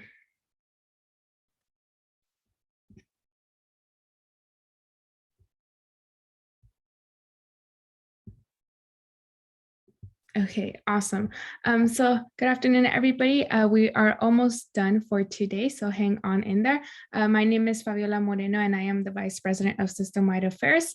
And this presentation serves two purposes. The first one is just to update you all in terms of the process and where the committee really is. And then the second one is for all of you to use this presentation. This presentation will be uploaded in the social media toolkit in our website. So all of you could use this presentation with your lobby courts team or other student groups that you are in, just to be able to share what student trustees do and what the Board of Trustees is in general. So you could go ahead and hit the next slide, Chris. Okay, awesome. So the student trustees, as well as the Board of Trustees, governs the largest institution within the nation. So you could see here, and in the next slide, if you go, Chris, we go all the way from Humboldt to San Diego State, over 800 miles in California. Students are very diverse in our system, and so we need student trustees to be the same and to be able to represent all of them in the best manner possible. So here you can see that for every one person, there's 100 CSU students. And if you guys have seen other reports, we impact the system in a variety of ways. So what the CSU Board of Trustees is, if you could go to the next slide, sorry, Chris. Thank you. That's the one I was looking for. So here's the organizational chart. We as CSSA execs are able to meet with what we call the Chancellor's cabinet. So here you could see that it is everywhere from the Executive Vice Chancellor, the Chief Financial Officer, our new our Executive Vice Chancellor of Academic and Student Affairs, our Vice Chancellor of Human Resources. So all of them work under the Chancellor. The Chancellor then reports to the Board of Trustees, and the Board of Trustees is comprised of all campus presidents. These are clickable links. So once you have access to the presentation, you are able to click on every box and get to know more of the Vice Chancellor or of the person who serves in that role. So the Board of Trustees is governed by a law that was passed in 1960, and it is the Donahoe Higher Education Act. And this really established the Board of Trustees to develop broad administrative policies for campuses, provide broad direction and coordination to campuses' curricular development, and to appoint the chancellor as well as the vice chancellors for the system. They also oversee the efficient management of funds, property, facilities, and investments by the system and the campuses. So sort of like the CSU divestment projects, everything like that, they really handle. Here you see the composition of the board. So there is ex officio trustees, which means that by position, they sit on the board. You have the lieutenant governor, the governor of California, which he is not always at Board of Trustees, unfortunately, but he will pop in there sometimes. You have the state superintendent, Tony Thurman, the chancellor, who of course is always there. And then you also have the speaker of the assembly, and then Anthony Rendon. He shows up if there is any sort of contentious issue or any issue that is very permanent to his position. And then these are the trustees that are directly appointed by the governor. They serve in 6 to 8 year terms, and then they go ahead and rotate in that modality. We also have special trustees, 2 student trustees, which are actual voting members. You have a trustee representing faculty, which his name is Romy Sibelius, and then you have a trustee representing our alumni council. So again, the 2 student trustees, Crystal finishing her last term from CSU Bakersfield, and then Maria just starting her term from CSU Fullerton. So that was sort of the first section of the presentation, which really shows what the Board of Trustees is, who they are, and what they do. And then this next portion of the presentation is really to give y'all a synopsis of what the student trustees do. So we are in our process right now We are in the process of, the application is opened. Like I said earlier, it is due January 31st by 5 p.m. And then the applicants are notified of their status by February 14th, whether or not they got a spot for an interview. And then we are able to interview them virtually on February 28th. From that interview, the panelists are then going to send 2 to 5 names to the governor for their office to interview the candidates. So like I said, you could find the application and more details of how the application is in our website. You could also find the social media toolkit there. And basically, these are the 6 steps to apply. You have to meet minimum requirements. The verification form has to be signed by your Vice President of Student Affairs, and you also have to meet with them. Step 3 would be getting recommendation letters. Step 4 would be submitting your resume. The 5th step is the essay, and then the 6th step is the digital application. So we really try to kind of condense the process into just minimal steps that you have to take.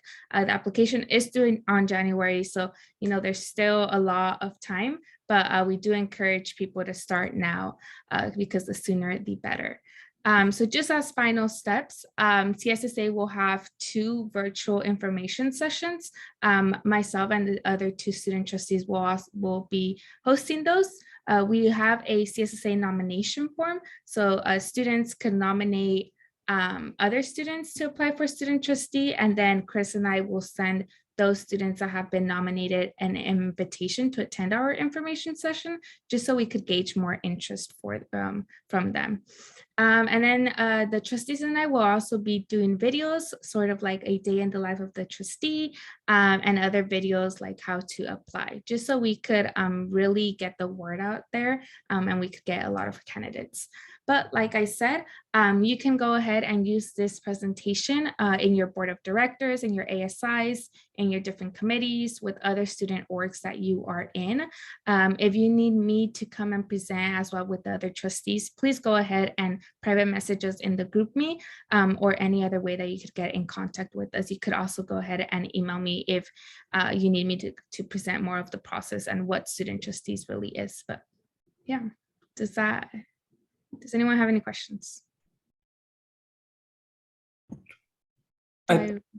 Chris, I'll go ahead and let you chime in first. Sorry, Dr. Just really quick, I just wanted to let everyone know that the presentation will be in the media toolkit. We'll have the PDF version, obviously, in the agenda as well. But we have speaker notes in the Google Slides deck. So if you need more information on each of those slides, there's a little bit of context there. And obviously, this is stuff that you all are pretty aware of, but hopefully it helps students who may not be as aware of the system, the Board of Trustees, get a little bit more information before getting right into trying to learn about the application process and the search process. So that's why it was formatted like that. Yeah, and then just to clarify, the presentation will be on the website, but then the videos will be on the website as well as our social medias platforms. Go ahead, Director Gupta. My only question was, you mentioned there are panelists who will decide on the initial applications after they're all due in January. Who does this panel consist of? So the panel consists of, we send out the invitation to presidents, so to ASI presidents, but then they could either decide to appoint someone or to go ahead and sit on the panel themselves. Okay, thank you. Mm-hmm. And all AS presidents should have received an email from Vice President Moreno Ruelas regarding the ask for your person to sit on that committee. So, feel free to get back to us. I know a lot of you already have. And if you have any questions, go ahead and just let us know, and we're happy to help. Thank you, Chris, for that. Any other questions? Okay, awesome. If any of you do have any lingering questions, just go ahead and private message me through the GroupMe. But thank you. Okay, thank you.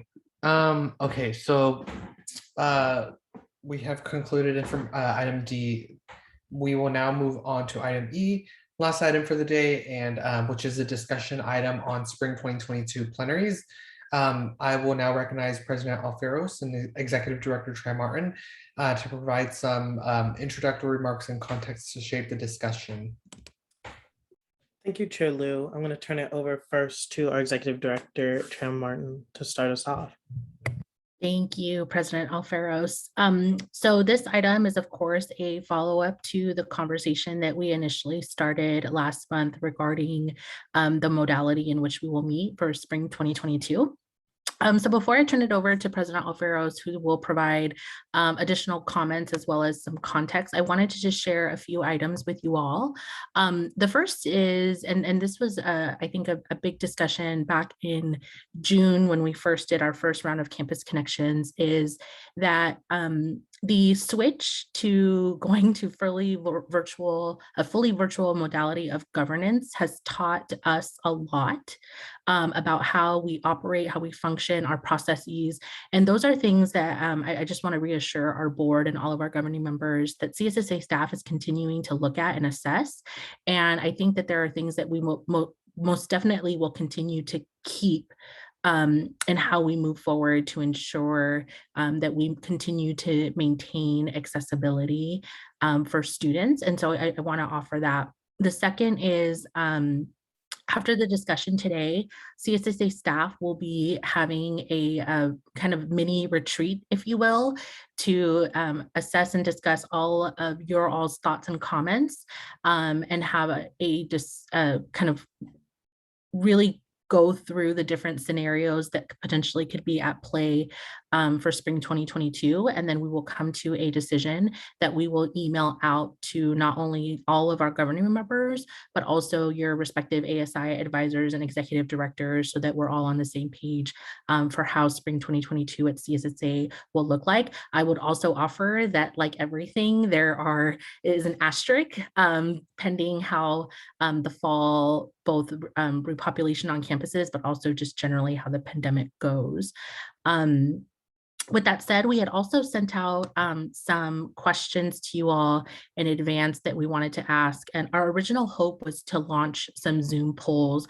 Unfortunately, we had some technical difficulties trying to get those started up. So I will be dropping a link to a Google form in the chat for you all to fill out. And these are some of the questions that we have already submitted to you in advance. And then we can, I'll turn it over to President Alferos, and then we can launch into our discussion after that. Right. Thank you so much, Jane. So we'll give you a couple minutes to fill out that form. So I'll give just a few minutes so we can come back and kind of continue with our discussion as well.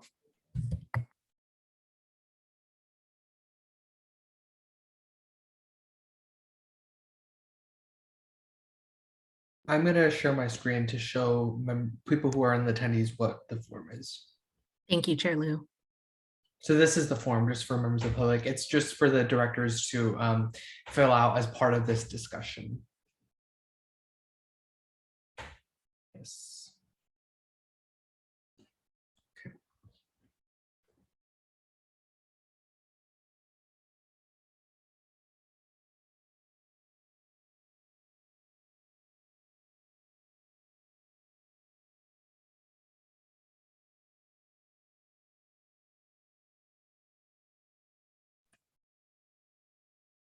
If all of the directors could work on filling out that form, that'd be great.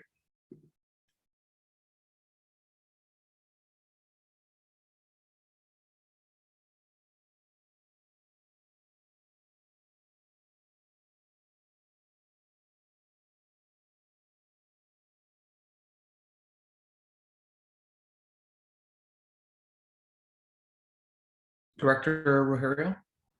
Yeah, I have a question.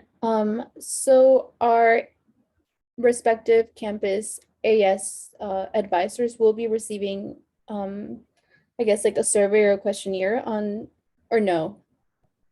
No, thank you for that question. So we did send out the questions to the advisors, or I'm sorry, to the executive directors, because we knew that for some of the questions you all might need to confer with them. So we did send them the questions, but we will not be sending them the answers. Gotcha. Okay, thank you. Thank you. Director Marmolejo? Yeah, I have a question. I know that it's asking if our campuses currently have a policy restricting for travel. In the case that like my campus has only made the restriction up until the end of this semester, so we don't know what spring would be like. Would this affect like my vote for coming back to plenaries in spring? No, thank you for that. What we can do is we can follow up if your campus is in a similar situation. If you can email me, we can follow up with you separately to take those things into consideration. Okay, so I would put like currently we have the restriction and then yes, that should change. Okay, thank you. Thank you. Director Elizade. Yeah, I was just wondering if both myself and our other CSSA representative should fill out this form, especially going towards the last question, because while I may be comfortable, they may have another opinion. Yes, so what we can do is we can send out this form to you all afterwards. We also, I sent the form on the chat to everyone that's in attendance. So for any of our attendees that are governing members, they should also feel free to fill out the form. Sorry, I should have clarified that earlier. Thank you. Yeah, no worries. I just wanted to make sure for, other people who have additional members as well. And as we continue to fill that out or finalize filling it out, I just wanted to provide some context to you all about what our thought process and discussion has been about the next semester in terms of how we meet in our just general meeting format. So as an organization, as you all may have known, we were pretty quick to switch to a virtual environment. And I will admit that though I don't think it was really fun for a lot of us, I will admit that it was very productive as an organization and really demonstrated the ability that we have to continue the work that we do and advocate on behalf of our students, even while virtual and even over Zoom. Though Zoom fatigue is something we do take into consideration as well. But going forward, as you heard me talk earlier, and our executive committee about CSSA 2.0 and that next iteration of the organization, that is also informed too by how we have our conversations about the future of CSSA's plenaries for next semester. And so I just wanted to loop you all and give you all some more context as to whenever CSSA does start meeting in person, whenever that is, we found that the monthly meetings in person were an unsustainable model. Unsustainable for our environmental impact in terms of having this many people travel every month to a given campus or a given location, as well as it was very emotionally and mentally taxing on not only our staff, but also our students who struggled with keeping up with midterms, keeping up with exams, while traveling every about 4 weeks for a plenary that, as we have thus proved in the last year and a half, we very much could do virtually. And so what we are looking at is a model going forward in which CSSA would meet in person every other month, and that those months that we do meet in person would be intentionally designed in reflection of the fact that we are in person. So we provide some better programming with you all about ways we can support your ongoing leadership and development. But this way, we're hoping it'll be a more financially sustainable model as well for your student governments and your ASIs, as well as something easier to manage for both our staff and our students. So we're trying to strike a balance between what we have done before and the learnings that we got as a result of our virtual working. That being said, I can't stress enough as you fill out this form the importance for us of not just what you are able to do in terms of are we able to travel and is my campus able to host, but also your comfort level. Are you comfortable traveling? Are you comfortable being in a room with a large group of people? Because as much as I personally may not love the virtual environment, and I think a lot of us may struggle with getting on Zoom on our Saturdays to do our plenaries, I also recognize that there is a huge burden that does come on when we do this in person. And so we want to make sure that we're making informed decisions as well. And that is inclusive of being informed about how you all feel going forward and your comfortability with our plenaries. So with that, I also want to leave time for any discussion, any comments or feedback from you all as a board on things that we should take into consideration. Generally, how you feel or some of the obstacles you think we need to take into consideration. But we're also hoping to put together, if we are moving in person, I wanted to ask you all for what you think should be just common practice for CSA plenaries. We have been in meetings as an exec team and a staff with the chancellor's office since the start of my term. and that is in conversation of whenever we do have a return to some form of in-person, what kind of COVID policies we are allowed to put in place. And so we want to create a uniform policy for all CSA plenaries because otherwise it will vary on a campus by campus level. Plus, we think it would be really beneficial to demonstrate some leadership in that space. So I wanted to also get your feedback on what kind of policies you think should be inclusive in that. We imagine masking will be part of it. Imagine social distancing will also be a part of it. Is there anything additional that you think we should take into consideration? So I gave you a lot of questions, but open to all of your feedback. Any and all thoughts are really, really helpful as we move forward in making such a critical decision. Thank you for providing that context, President Alfaro. So based on everything he and Executive Director Trey Martin have mentioned, we'll now open the floor for any directors to provide any thoughts, comments, questions, concerns, anything related to this discussion item to help provide your perspective on this matter. So if you have any points of discussion, please raise your hand and we will recognize you. Director Gonzalez. Yeah, just a quick question. Let's say we do move in person. Is there a specific order or which campus is going to be hosting? So this is something that we've been considering as well, because we also recognize if we will move forward in person in the spring, right, all factors in consideration, that we have a quick turnaround time in terms of planning. So our current thought process is that January would be at the CO's office here in Long Beach. And that would give an opportunity for you all to see the chancellor's office, see the CSA office. And we thought it'd be a really a good place to start off our in-person plenary. If the Capitol is open, we would naturally continue chess at Sacramento at the Capitol. And then May, we have not determined yet. So that is a lot of, as you can see, there's a lot of factors in the air dependent that make this decision a really pending decision. But that's our current thought process. Director Elizalde. I would 100% agree with President Alfero's for like a COVID-19 CSSA policy, not policy, but like procedures wise. I think, what that looks like, because my concern is every county is different when it comes to health precautions, so masking especially. So I think CSSA having a standard as to procedures and policies for COVID would be amazing. Another thing is vaccination attestations, if that's a possibility within CSSA to attest from every single member attending an in-person event, just so it's like helpful for you all. I know we won't know, but it's going to be like within the exec and the staff. I think that'd be great as well. So like who needs to be masked at all times, and who can be masked outdoors, etc. When it comes to food, I think something that our ASI has done is prepackaged food. So we can go outside, go in our own spaces if we need to eat. And I think that's everything that I have as to feedback. Thank you, Director Elizalde. Director Samaniego. Just quickly wanted to echo what Director Elizalde said, but also encourage that in whatever policy for COVID-19 that CSSA does make, I think masking without a doubt should be included on it.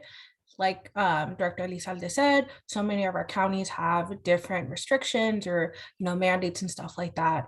And now I think we're turning back into what our new normalcy is.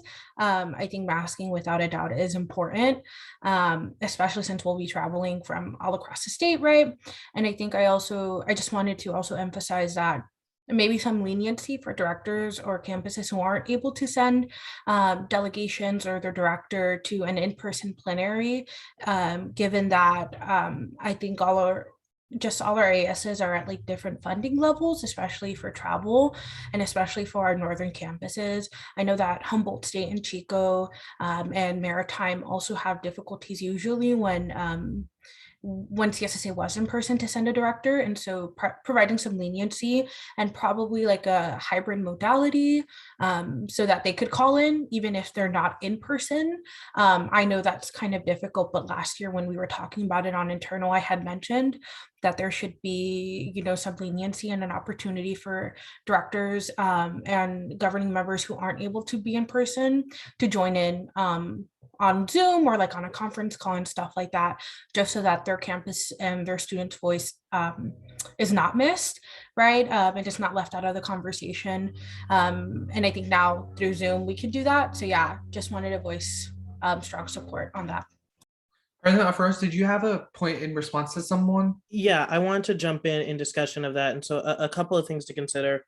First, I can just tell you all that masking will be included in our policies. That will be part of, that's going to be part of how we operate. And so we are taking note and we'll be able to present you more information at our next plenary. I also just want to say, because I realize that we've used some different language and it makes it a little complicated, but going forward, we have a policy or we have a practice here at CSSA when we are making this decision, and that is ultimately we want to create an environment where all of our board members are able to effectively represent their students. And we recognize that we do not have the staffing capabilities nor the infrastructure to hold a hybrid modality. Just to give you all context, our chancellor's office has almost 20 employees just to handle public comment for the Board of Trustees meetings. And so we, as you can tell, do not even have 20 staffers as it stands. So that would require a serious infrastructure investment that we don't have the funds for right now. So our current mentality is that if there is a campus that is unable to travel, not that they don't want to travel, but because they are unable to financially, we will not be in person. And that is simply because we at CSSA have not made an infrastructure that's truly sustainable for all of our campuses. So I just wanted to provide you all that information, that is something at the forefront of how we're making our decision too, because as we've seen, we can do this work to whatever level of enjoyment, but we can do this work virtually over Zoom. And so if we cannot create a system that is sustainable for all of our campuses to be able to fund their students traveling, then we will not be in person. I hope, Director Samaniego, that answers your question as well. Thank you. Director Jamala Madaka. Yes, I know a lot of us want to be in person, which is a case scenario because everyone wants to work together in person setting. However, we got to take consideration about COVID, which everyone has been talking about, masking, county regulations and whatnot. But at the same time, our policy agendas and everything that we're talking about talks about one key thing, which is sustainability. And if we keep on trying to drive to a new campus each month, and that's like multiple people coming in, we are basically telling the students, we don't care about what's happening and we just want to just do it because we want to meet each other. And that should not be the case scenario. And California is a big state. It's not a small state. So as someone said before, 800 miles from Humboldt to San Diego. So the thing here is maybe we can try to go for like the big conference types like the Cssa and CS Unity can be in person. However, everything else can stick to the Zoom modality because that'd be the best for the environment going into the future as well. And that's my take on it. Thank you. Director Ledesma. I'm my university's or AS organization's vice president of finance. So I'm thinking from a financial lens here. And I think it's really important for all of us to think about, just the costs, associated with both hosting a plenary and then also sending a delegation to an in-person plenary, and how like any of these discussions are going to be dependent on like how much all of our organizations have to send people over and to host people. So like just thinking about my organization, we only have $6,000 to send our delegation for the rest of spring. And then, I don't think we're going to be able to host a plenary for the next 3 semesters at least, because we just don't have enough funds. So like, if that's one organization of 23, there's probably 22 other, organizations with similar situations where it's just not feasible. So it's like, I think we really need to think about like, is it feasible to in the first place, go and afford to host a plenary?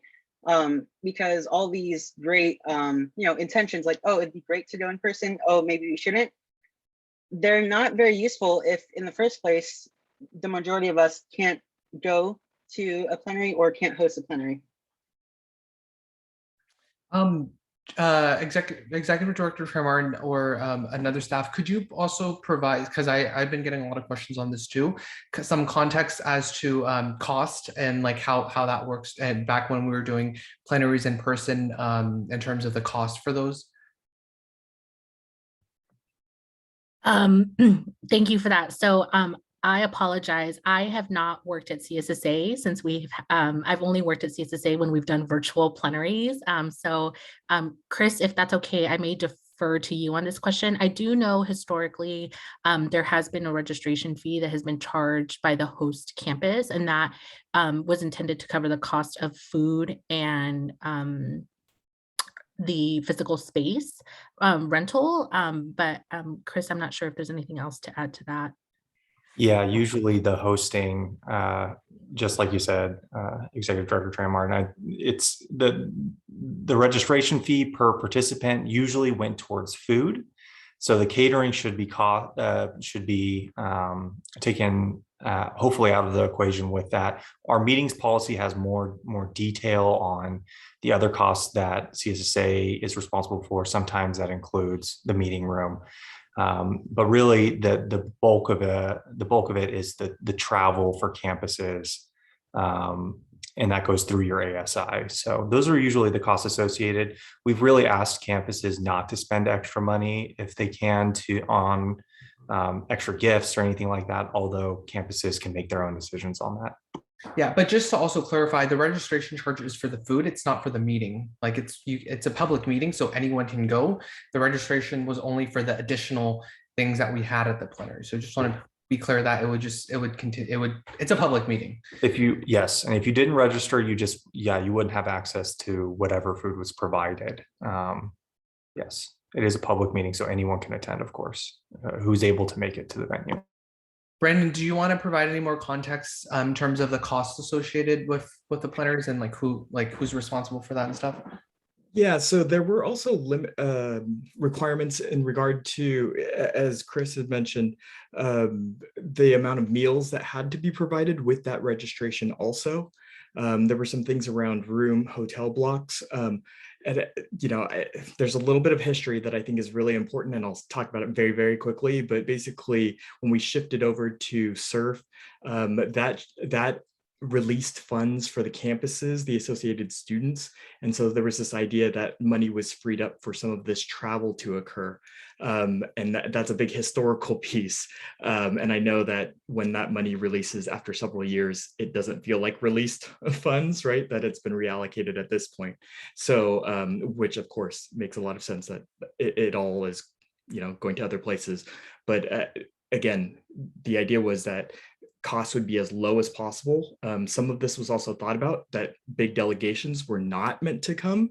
And this is where you will see that the Constitution has continued to shrink down even the number of governing members and the number of participants. Were 2 years ago, it was wide open, and some delegations were, they were bringing 10, 12 people, and now the most that any campus can be bringing is 4. So you'll see that number kind of continue to consolidate. So again, these numbers are shrinking down, so we shouldn't see at a normal meeting really typically more than 4 members or individuals per campus attending. Our total roster, for example, right now is approximately 60, in the 60s number, and that's all the campuses governing members. So I hope that provided some context to your points, Director Ledesma, in regards to that financial aspect, since I know a lot of people have been asking about that. So Director Young. Yeah, I was just going to encourage the use, if it is going to be in person, and I do recognize the challenges sustainably, both financially and environmentally. But if it were going to be in person, which I think allows for more effective environment, because people can be more focused, and just the fact that you're at one place for a whole weekend makes the whole weekend for that place, you know? Whereas, at least for me, and I'm only speaking for myself, it's hard to spend the whole day focusing on CSSA when, you know, I'm only in 3 committees and, you know, I have all my homework and stuff to do. So, so that's a point of just how effective Zoom is capable of being for any sort of deliberative body. And then the second one is just reliability of Zoom. And, you know, this goes on to some of our, you know, policy priorities of making better internet accessibility for students. But I mean, myself, I've dropped off this call 4 times today. So, you know, that goes to show. And I know we've had plenty of times where people have been choppy or cutting out for 10 minutes at a time due to internet issues. So that's another thing to think about with this sort of Zoom environment. President Alfaro, did you have a response? Did you have a response to something Director Young said? It's more so just to provide some context, because I also recognize in our discussion that very few of you that I know of were present in CSSA when we were in person. So I just want to provide some context to some of the thought processes that existed then. Admittedly, not all of them being the best arguments that we had, but generally, previously when CSSA was in person, we would travel every month, and a different campus would choose, or usually campuses would ask to host in any given month. There were certain campuses we knew hosted certain months. You know, for example, we knew that Sacramento always hosted Cssa just because of the ease of the capital. So these were things that we took into consideration, but we tried to even them out around the state. So that way, in theory, it was a lot easier for campuses who, you know, that way a campus in Northern California isn't constantly coming down to Southern California because we keep choosing campuses in Southern California. So that was kind of how we chose it, but it was every month of our board year outside of June. So from July to May, that is when we were traveling. And the general thought process was that this was really before COVID, how we saw one of the only ways of operating. This was before we had to change. But it also provided the opportunity for our governing members and our board members to get insights on what different campuses are doing on any given issue. So for example, I know when we previously had a planning at Fresno State hosted tours of their, what was then the food pantry, but now the student cupboard, to demonstrate really what efforts are being done there. Hosting at Northridge showed the Oasis Student Center, or excuse me, the Oasis Student Health Center as well. So there were some benefits that were there. I will also note from experience of having been there, there was also a general air and belief from all of your predecessors, as well as some of my predecessors, that this was an opportunity for executives and executive officers on their campuses to get a moment where they could be around other executive officers and share and ask questions about things happening on their campus.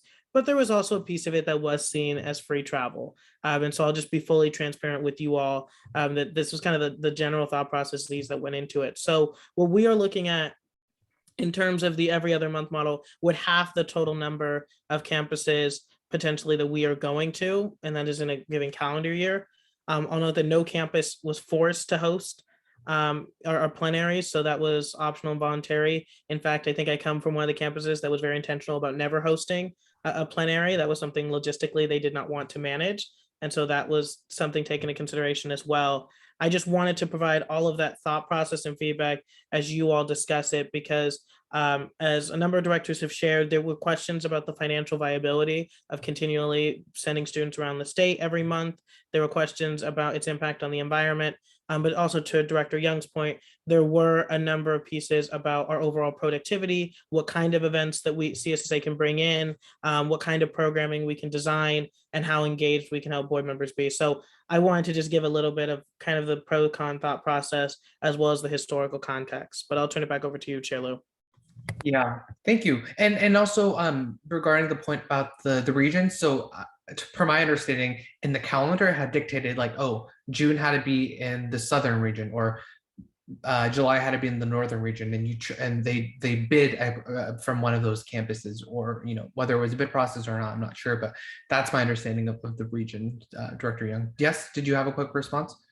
Yeah, I was just going to say thanks, President Alfaros. I had missed when I dropped out of the call the every other month model, but I do agree with that. So thank you for clarifying that. Chris, did you have a point? I'll let Director Moore go. I know he's been waiting. Okay. Yes, Director Moore. Yes, I just wanted to provide some perspective from the San Diego State's campus. Our associated students, given that our population is mostly in person, we have moved to a strict all AS meetings being in person.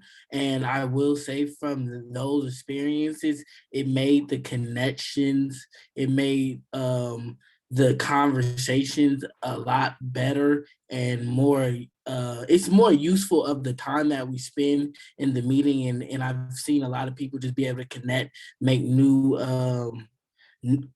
learn new perspectives and things of the sort like that. And I would just like to echo that I think that the every other month plenary is a great idea. And I just wanted to say that I think that the connections you make in the in-person experience is invaluable. Thank you for sharing. Director Gupta. Thank you. I wanted to reiterate that a lot of our student government ASI meetings have been in person, and they have been a lot more effective than we were doing them virtually. Of course, some of our meetings are still virtual, and we are seeing backlogs and issues with those. So I support and I understand all the concerns.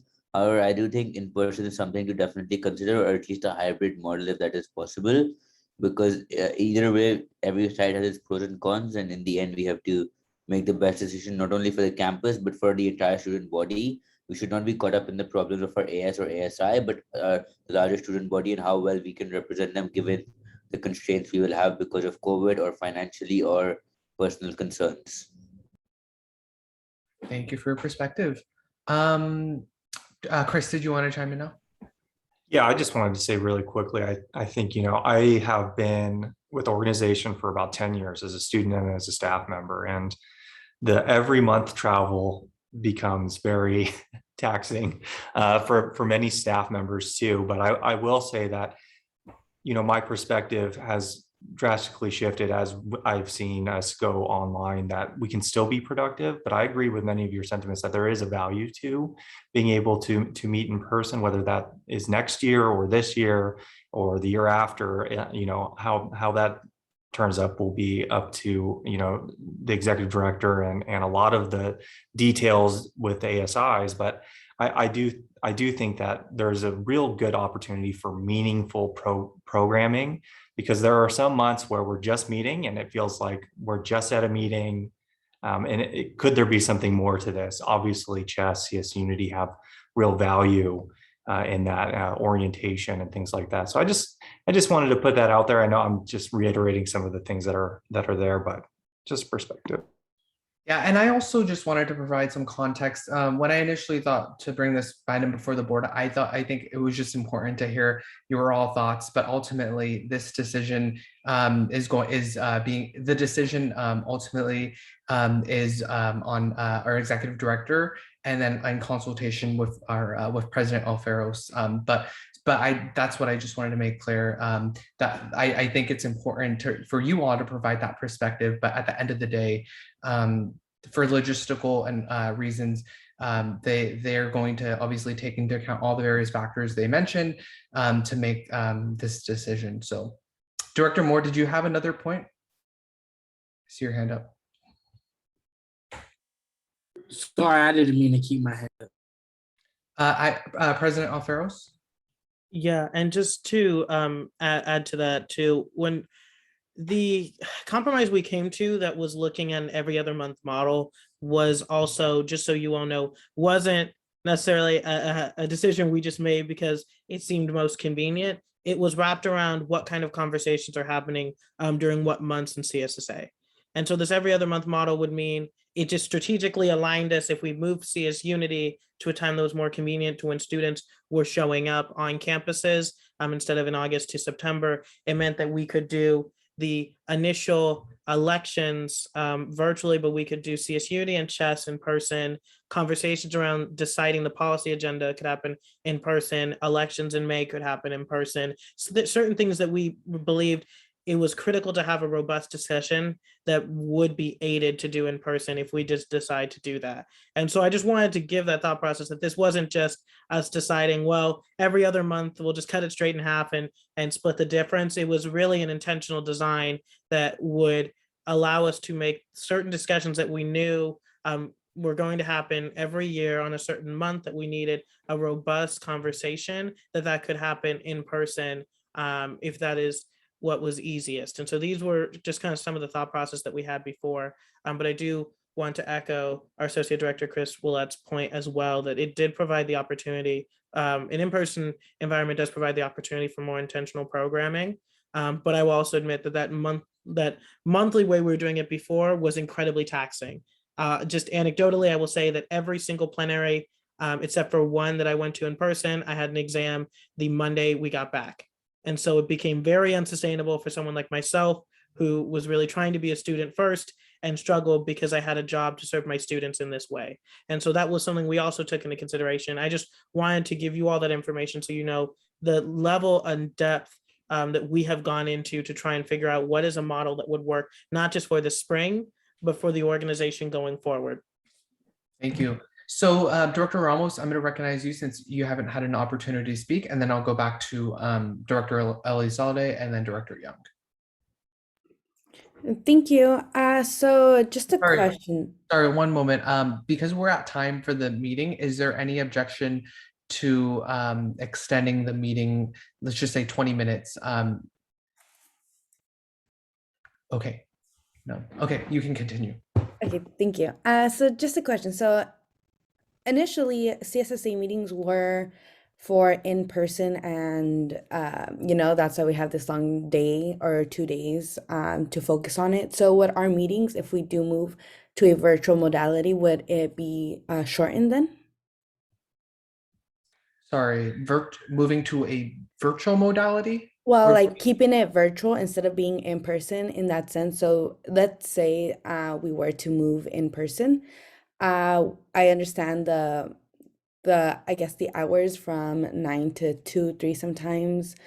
If we're talking and looking into keeping it virtually, like through Zoom, hosting the webinars, meetings, would we then shorten our timeframes for those? Oh, that I can provide some context to. So the way we're approaching it right now is we really look at on a month-to-month basis what committees need to meet, what business do we have, and I think that's how we take into consideration if it's a one-day plenary like this month or if it's a 2-day, right? It really is just dependent on how much business we have. For example, this month, legislative affairs and system-wide affairs both did not have to meet.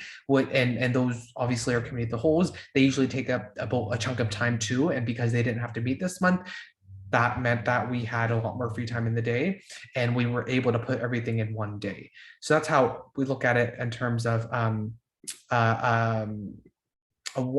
virtual right now. Okay, thank you. Does that answer your question? Yes. Okay. Did you have something? Okay. Okay. Director Elizalde? Chair Lou, I'm sorry. Do you mind if I jump in to add a little bit more of the thought process for just Director Ramos to answer, to add to your question or to add to the answer to your question?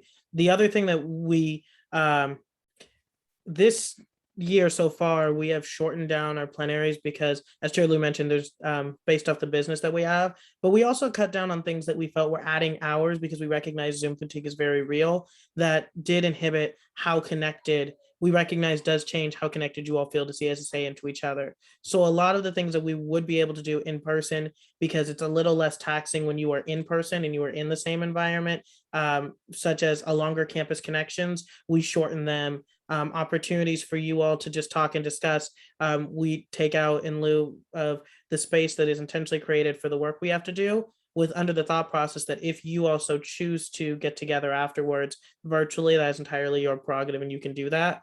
But I just wanted to provide that thought process of, that's one of the reasons plenaries were longer when we were in person, is because there were these other opportunities and these other intentional programming that was created to help support all of your leadership development, that we felt because of the fatigue of Zoom and doing this virtually, while also being cognizant that you were doing it virtually on a weekend, we decided it was best to step away from, so we could shorten the meeting time. So these were some of the thought process that were put into why these meetings are shorter. Was also a lot of these other opportunities we took out because we wanted to make sure we weren't taking up more of your time than we had to. Thank you. Okay, Director Elizalde, sorry about that. No worries. Yeah, something I forgot to mention earlier, just as an extra safety precaution. I know some venues and events currently require either proof of vaccination or a negative COVID test. Maybe implementing something like that if we were to go into an in-person modality, or just a negative COVID test in general, just to ensure that extra safety precautions for attendees to mitigate the spread of COVID. Thank you. Director Young. Yeah, I was just gonna reemphasize kind of the importance of making the investment in the future into the hybrid modality. So beyond just the fact that, in the case of like what Isaac mentioned, where he has a test on the Monday right after, it's really hard to drive, especially, if you're up in Humboldt or Chico, where you have to drive 8 hours just to get down to the Bay, or not the Bay, but you know what I mean, like down south. Like that really does become a challenge. But with the hybrid modality, it allows campuses or students to have that flexibility, and more importantly, I would say it also maintains the ability for students anywhere in the system, any one of the 500,000 students in our system, to participate in these plenaries if they choose to. So I just think that when making budget considerations next semester, I would really encourage making an intentional investment towards hybrid capabilities. I think that's really important. Thank you for your perspective. All right, does any other board member wish to provide perspective on this discussion item regarding spring 2022 plenaries? Okay, seeing none, do you have any closing remarks, President Alferos? Yeah, I just wanted to say I thoroughly appreciate all of your engagement, both on the form that we sent out, but also your honest discussion here, and your feedback is really helpful. These are things that we're going to take into consideration and ultimately making a decision, but I do want to say, rest assured, the work of CSSA will continue regardless of what format it is done, either virtually or in person. I'd also like to note that as part of the consideration we are taking, I think it is important to note that as an organization reflective of CSA 2.0, we have been incredibly productive in a virtual environment. I think personally a lot more than I thought we would be. And so I think that's also some of the things we're thinking about, is how impactful we can be with our limited budget as well. But I do just want to thank you all for your engagement, for your honest feedback. That's all I can really ask from all of you. And so these are things that we will take into consideration so we can make an informed decision and ultimately let you all know. But should you have any other concerns that you feel weren't addressed in the discussion or weren't addressed in the forum, please do not hesitate to reach out to myself or Executive Director Jeannie as well, because we want to make sure that we have all of that information as well. But please know that, ultimately your health and safety is also central to the decision that we make too. And so I ask you to trust me that there are a number of factors, a whole myriad of factors that we have to take into consideration in making this decision. But we want to ultimately do what's best for serving our students, but make sure that in that process, we're also keeping our students, and you being our students' health and safety at the center of what we do. All righty. Jeannie, did you have anything else to add? Nope, President Alferos covered everything, and I know we're past time, so I want to be sensitive to that. Yes. Okay, well, that wraps up the discussion item, and that wraps up all of our business for today. So with no further business before the board, I adjourn this meeting at 3:37 p.m. I hope you all enjoy the rest of your weekend. Stay safe and healthy, and we'll see you next month.